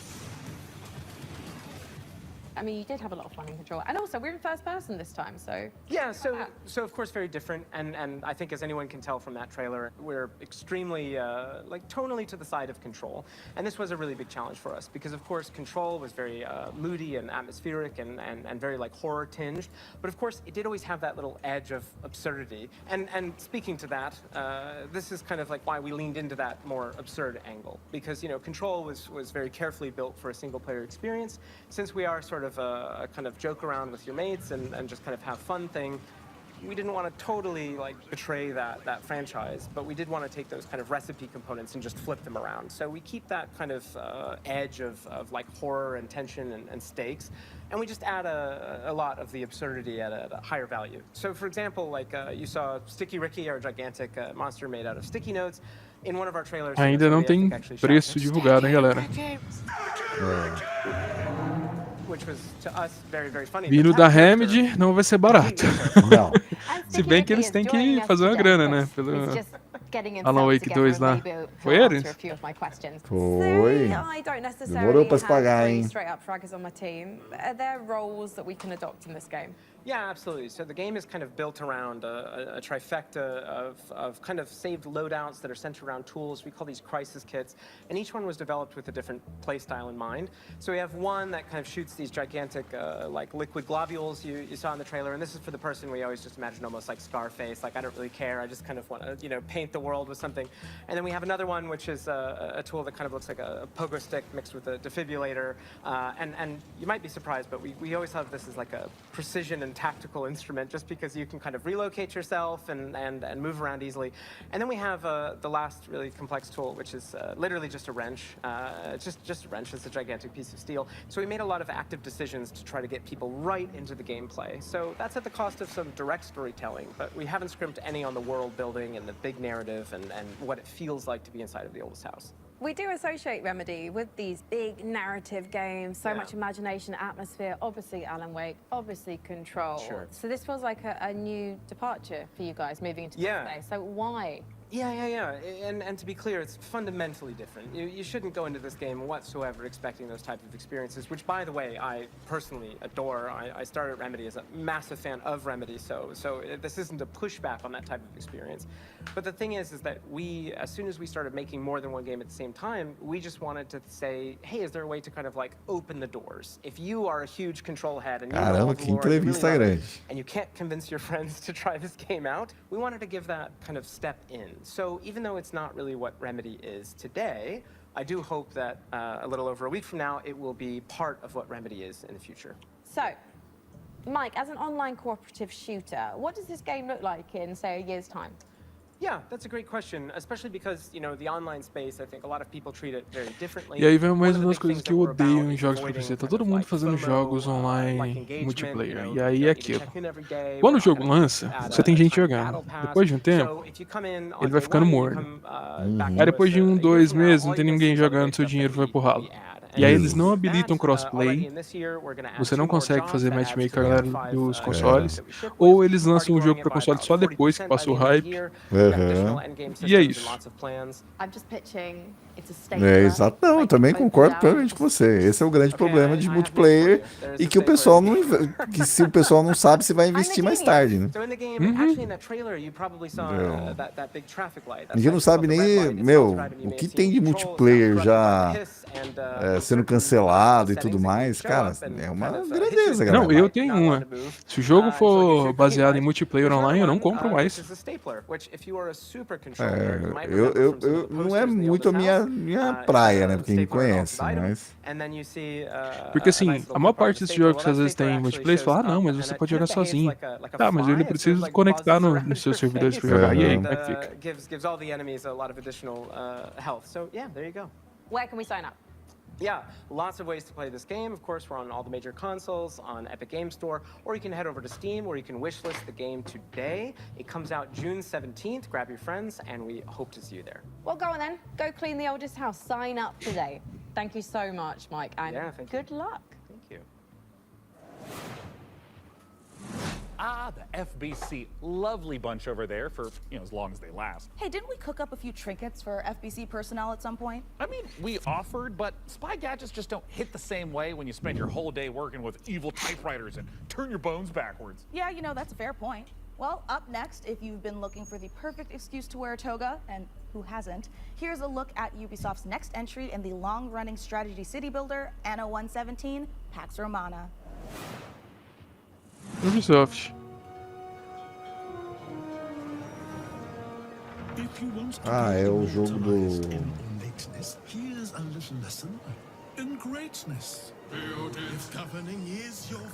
Ah, como que é o jogo lá deles?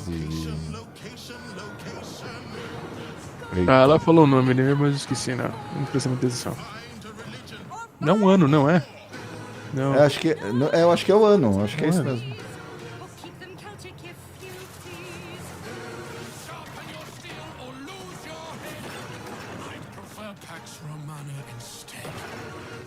E uma coisa que é bizarra, assim, né? Esses jogos de estratégia e por aí vai, são tudo de nicho. Eles não vendem tão bem quanto os outros, mas eles vendem. Porque são tão poucos que a comunidade simplesmente compra tudo que lança. Exatamente. 13 de novembro. Pô, eu perdi o... Ah, não, vai passar ainda. É isso mesmo. É o ano, né? Mas sai um ano agora. Eu acho que deve ser uma DLC. Pode ser, deixa eu ver aqui. Não é que saiu agora, é porque a versão de Nintendo Switch 2 saiu agora, né? Ah, tá.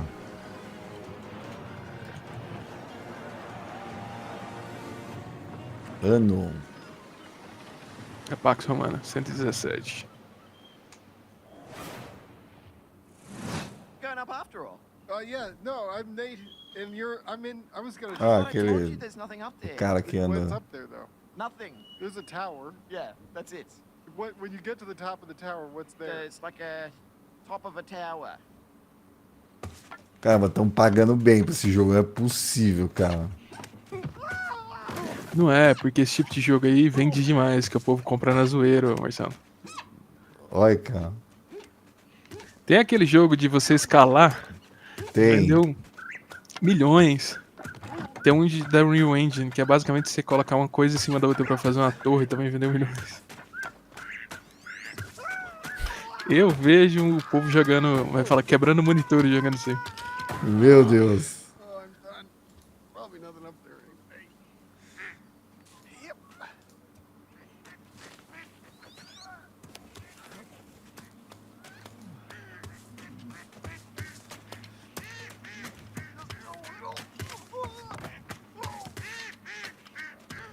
Baby Steps.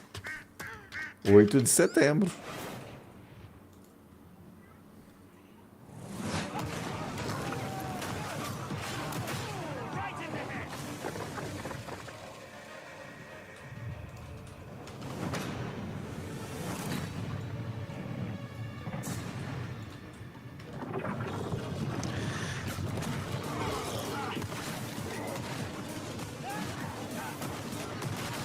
Mais um jogo aí no universo Hammer. Mais um. Meu Deus.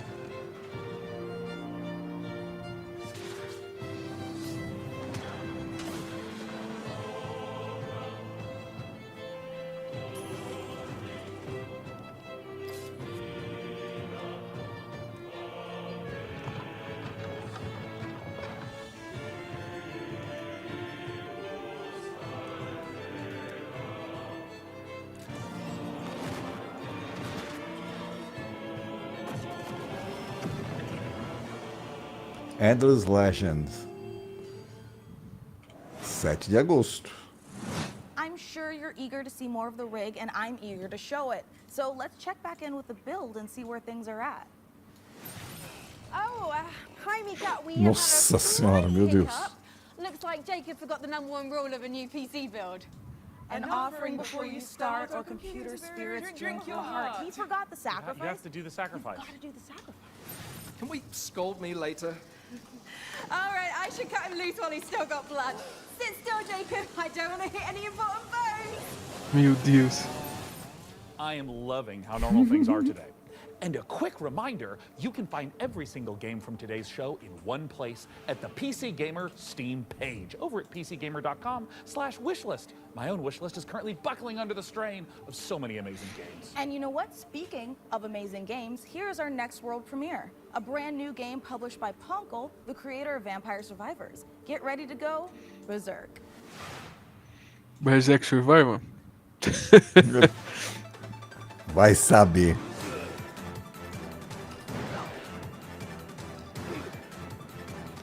E finalmente a Double Fine anunciou um novo jogo, né? Chamado Keeper.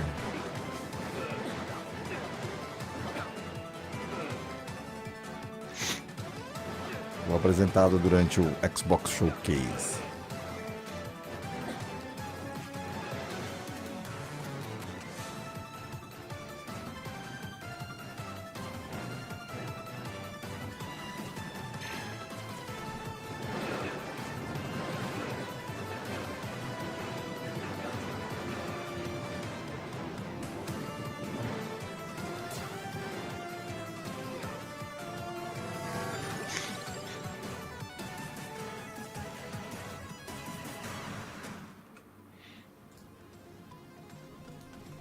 Berserker daí.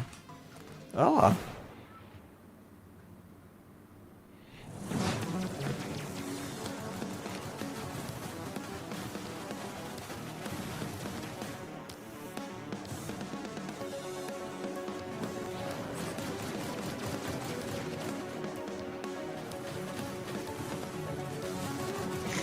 E aí você vê tanto que os jogos são parecidos, né? Nossa. Esse aí tá parecendo aquele outro que eles anunciaram aqui uns 10 minutos atrás. Exatamente, cara. Esse é o grande problema pra mim hoje. Tudo é muito igual, né?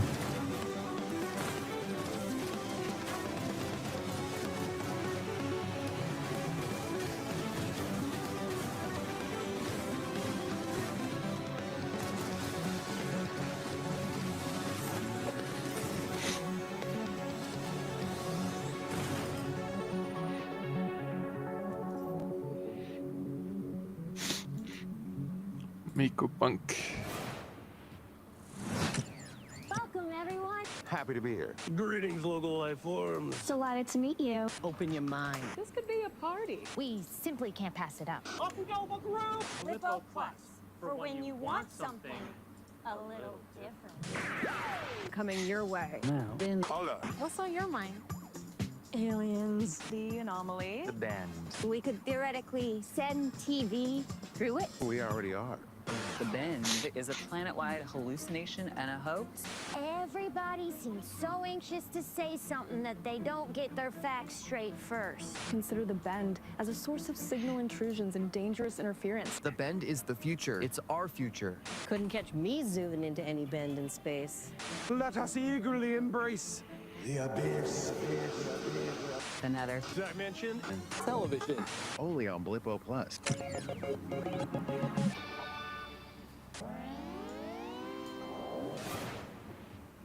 Nossa, não mostrou nada do jogo. E já deu a data. Hey, I'm Felix Schade. I started Morbid Metal a few years ago as a solo dev. And what began as a small passion project has evolved into something far more ambitious. It hits Steam Early Access this summer, and I can't wait to show you more. Morbid Metal is a fast-paced, roguelite hack and slash that is built for intense combo-driven combat. You play as an advanced AI, trapped inside a deadly simulation. Your mission? Explore its beautiful and brutal iterations, grow stronger, and prove your worth to your creator. You'll control up to 3 characters. It's a bit like switching weapons in a shooter, except here, you're switching full-on playstyles. Each character has their own unique combat style and active abilities, which are unlocked as you explore the simulation. You can even chain attacks between different characters. Start with Vector to quickly dispatch enemies, switch to Flux for a flurry of hits, and finish your combo with Echo's special attack.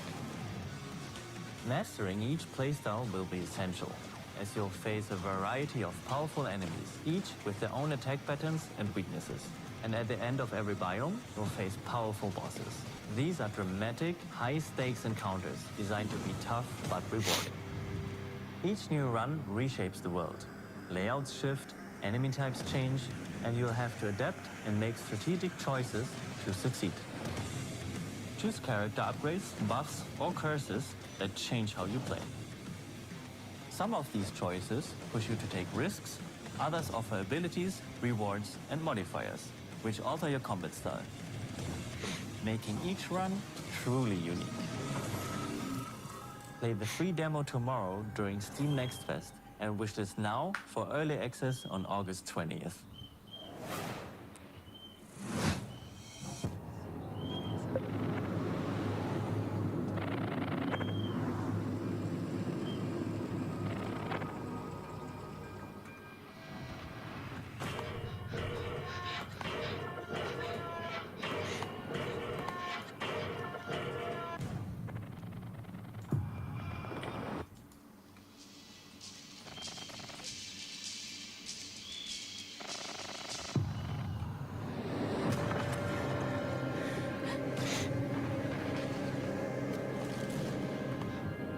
Eita. Um Pong. Quase um Pong. Uhum.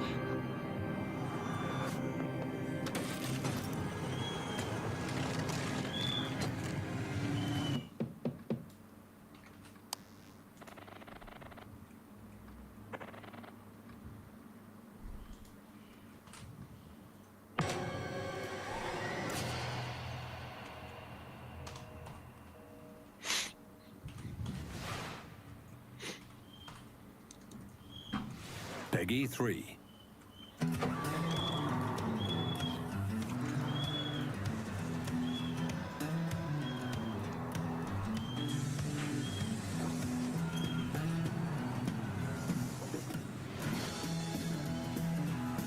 Good morning, Emberville. Today is the first day of our very own public bus service. The bus services will start in the tracks and ash tree, but will expand to more neighborhoods as passenger approvals roll in.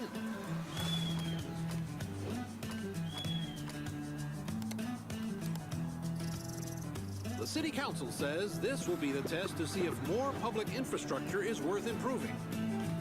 So get out there, ride the bus, and let your voices be heard.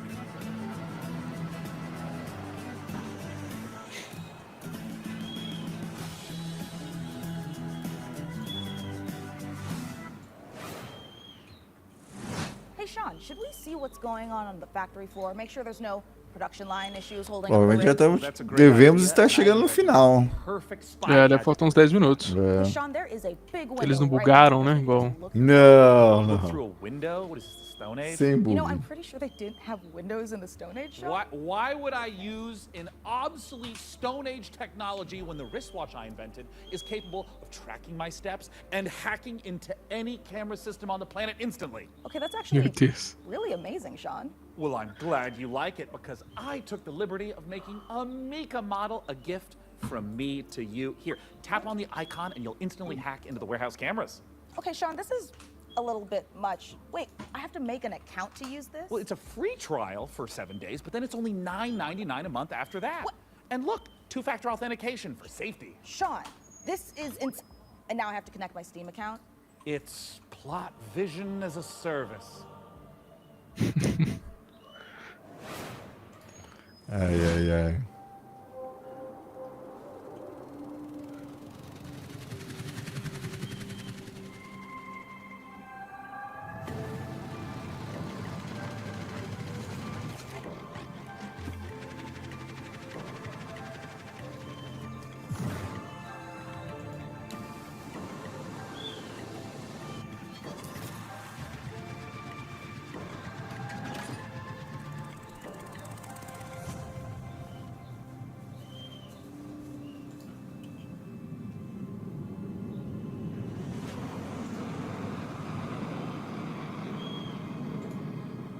Estamos 4.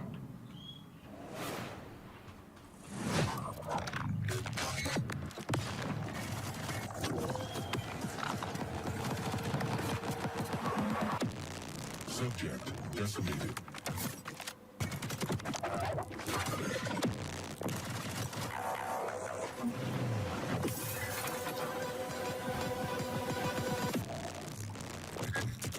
And we're the rats in this cage. You're going to get us out of here. We better get to work.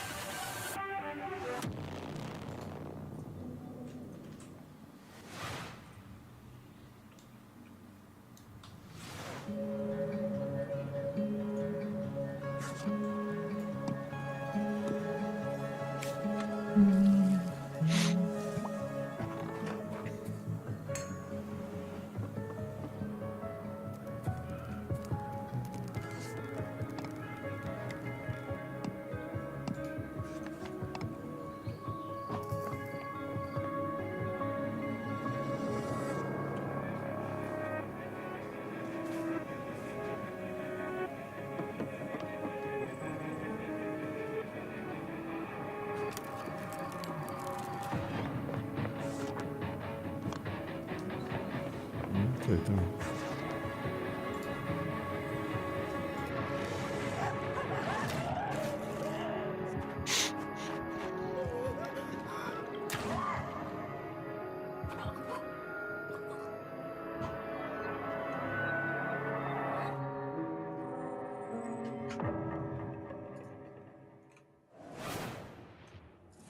You know, it's about time someone made a cozy life sim filled with supernatural horrors, just like my everyday to day life.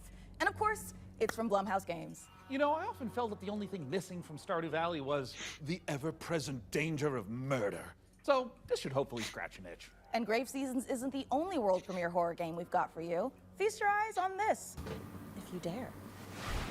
World premiere. On this most auspicious of nights, I would like to raise a toast. New friends, I bid you welcome to the club. We've got to get out of here.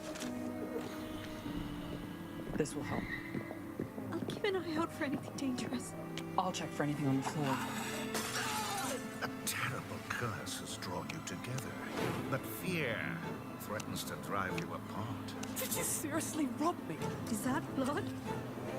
God! Oh, God! Keep your cards close to your chest. No, this isn't right. For you'll need to decide who you can trust. Is somebody there? Before the rest of my guests arrive.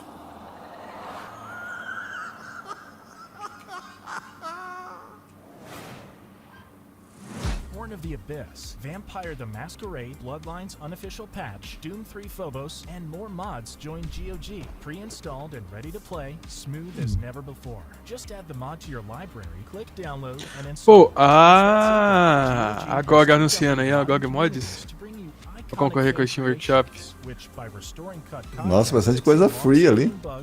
Não, mods geralmente são gratuitos. Ah, são gratuitos? É porque na Steam você tem um workshop, que é basicamente assim, ó, você não precisa baixar gerenciador, você não precisa baixar nada. Jogos que estão no workshop, você simplesmente entra lá e coloca me inscrever, ele já baixa e instala pra você automaticamente. Entendi.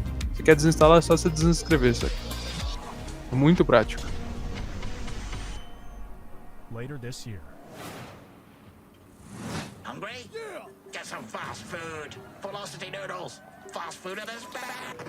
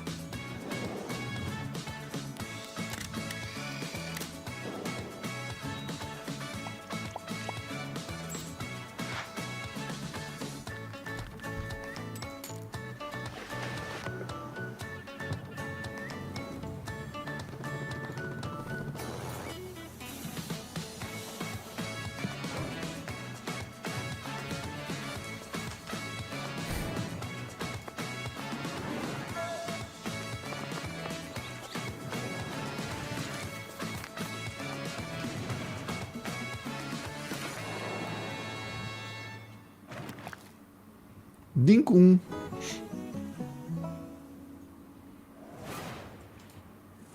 Well, Sean, by using my advanced spy technology of looking out the window, I think the rig is just about ready to boot up. Hey, Frankie, how are we doing in there?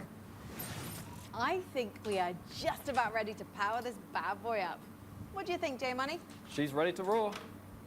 Sean, would you like to do the honors? Não termina esse PC de jeito nenhum. Ah, não, vai ligar lá.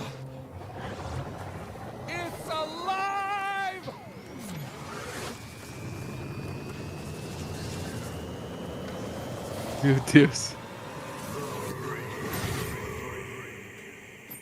It's beautiful. It calls to me. I love it more than any parent could love their child. As a mother, I take offense to that. But in this case, I'll allow it. And if you are watching this now, this very PC could be yours. Mika, what do they need to know? That's right, you could be the proud owner of the rig.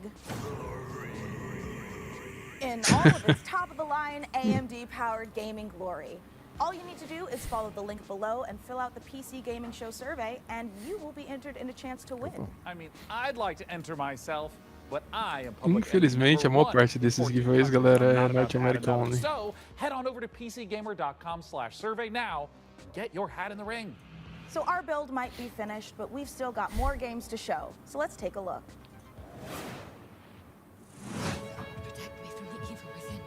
May the Lord protect me from the evil within.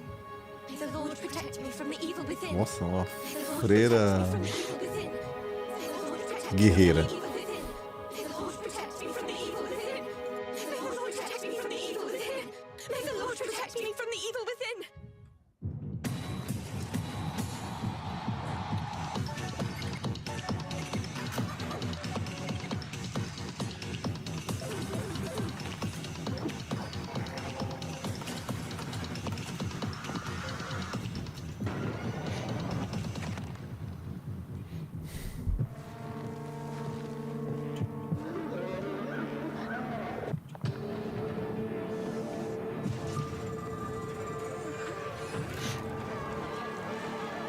Aí aqueles jogos bizarros. Exatamente.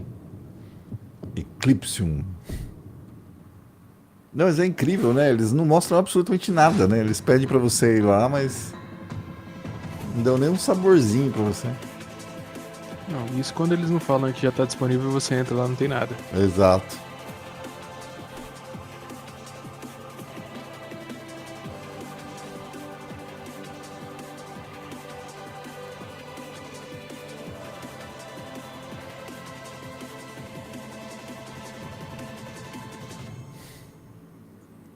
Absus. We're PlayFusion, a studio done playing by AAA rules who still believe games belong to players. Descendant is an FPS capture the flag reimagining where strategy collides with chaos.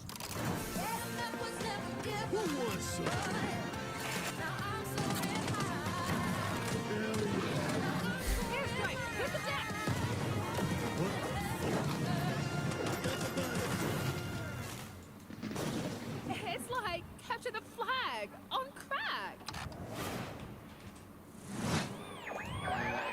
Edmund McMillan of the Binding of Isaac. This year's Tyler Glale. Yeah. We're coming to you from Santa Cruz, California. Hometown. Number 1, this is not a wig. Yeah. Number 2, we got a game coming out. Ah, esses Here's trailers. the trailer. Yeah. What seems to be going on with the little guy? Yeah, I think my cat's sick. Yeah, he's got a broken neck. He has horrible IBS. His mouth and one of his ears are missing. His soul was removed by a Kondarian demon. What was that last one? He's taken a shotgun to the face a couple times. What? He's got rabies, I'm pretty sure, and he's made a deal with the devil. He was stabbed repeatedly in the neck, chest, face, and hair. He's incredibly dehydrated. He has depression. Who doesn't nowadays, right? He appears to have a conjoined twin. I don't really. He has a gambling addiction. He was probed by aliens. He was mauled by a What the fuck? Não, louquíssimo. Olha. Mugenics, coming to Steam February 10th, 2026. Magnificent games and a magnificent gaming PC that you could win. Once again, head over to pcgamer.com/survey for a chance to claim the rig.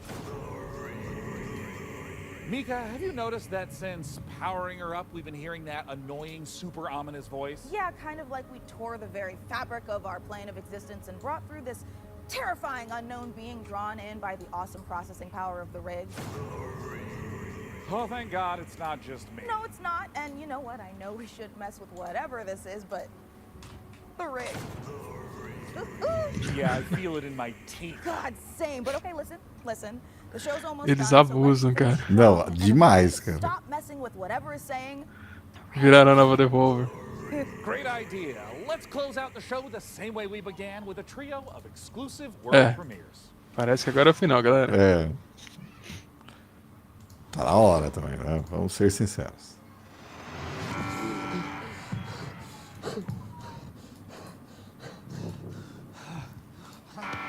Mason 34. 4, former surgeon at Westwood Hospital. You've been brought here to perform a surgery.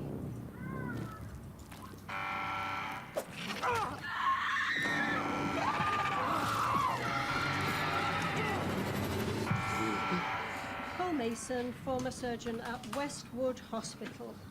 I don't know how, but I think we've done this already. Oh, there's a way out of here.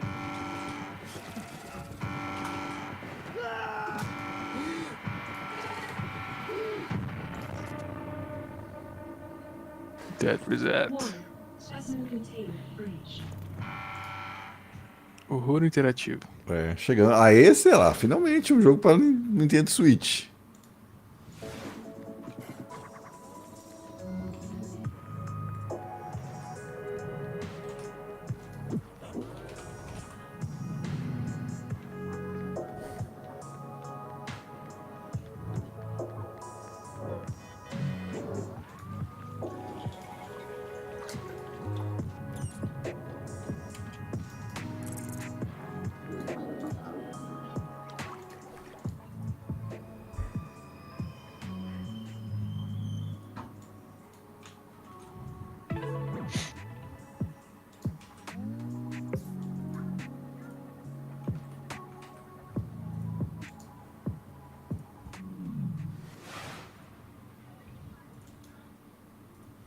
Mais uma urquinha.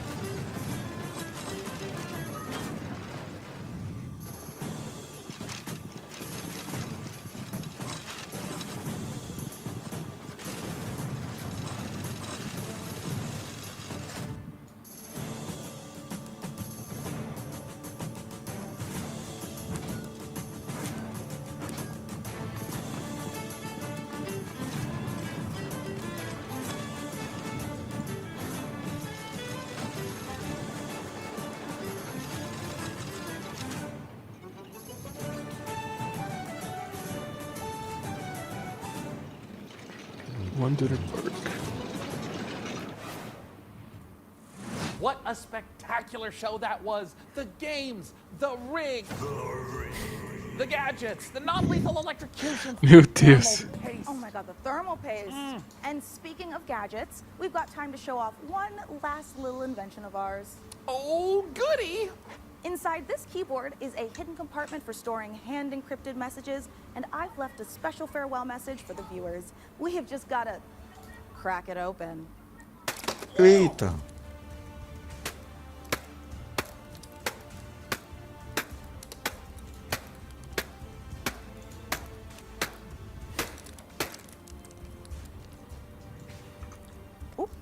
Yeah, this is just a normal keyboard. It's Jim's from accounting. Poor guy can't catch a win, and this soon after the divorce? Oh, a reminder to everyone, thermal paste isn't food. A big thanks to Frankie and Jacob for building the falei, ó, rig. And thanks, of do course, jeito que as coisas hoje, né? Você fala uma dessa daí, o povo acredita. Top this when the PC gaming show Most Wanted returns in December. Thanks for watching. Ah, eles voltam em dezembro, então. See you in December, everyone.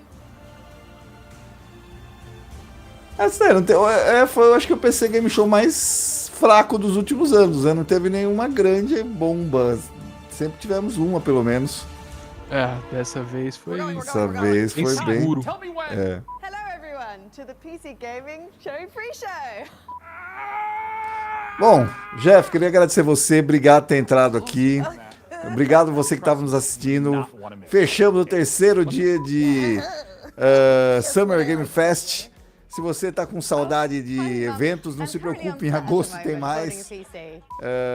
Em agosto a gente tem Gamescom e aí a gente vai ter vários eventos também ali paralelos à Gamescom e todos aqui com transmissão da Gamers e Games.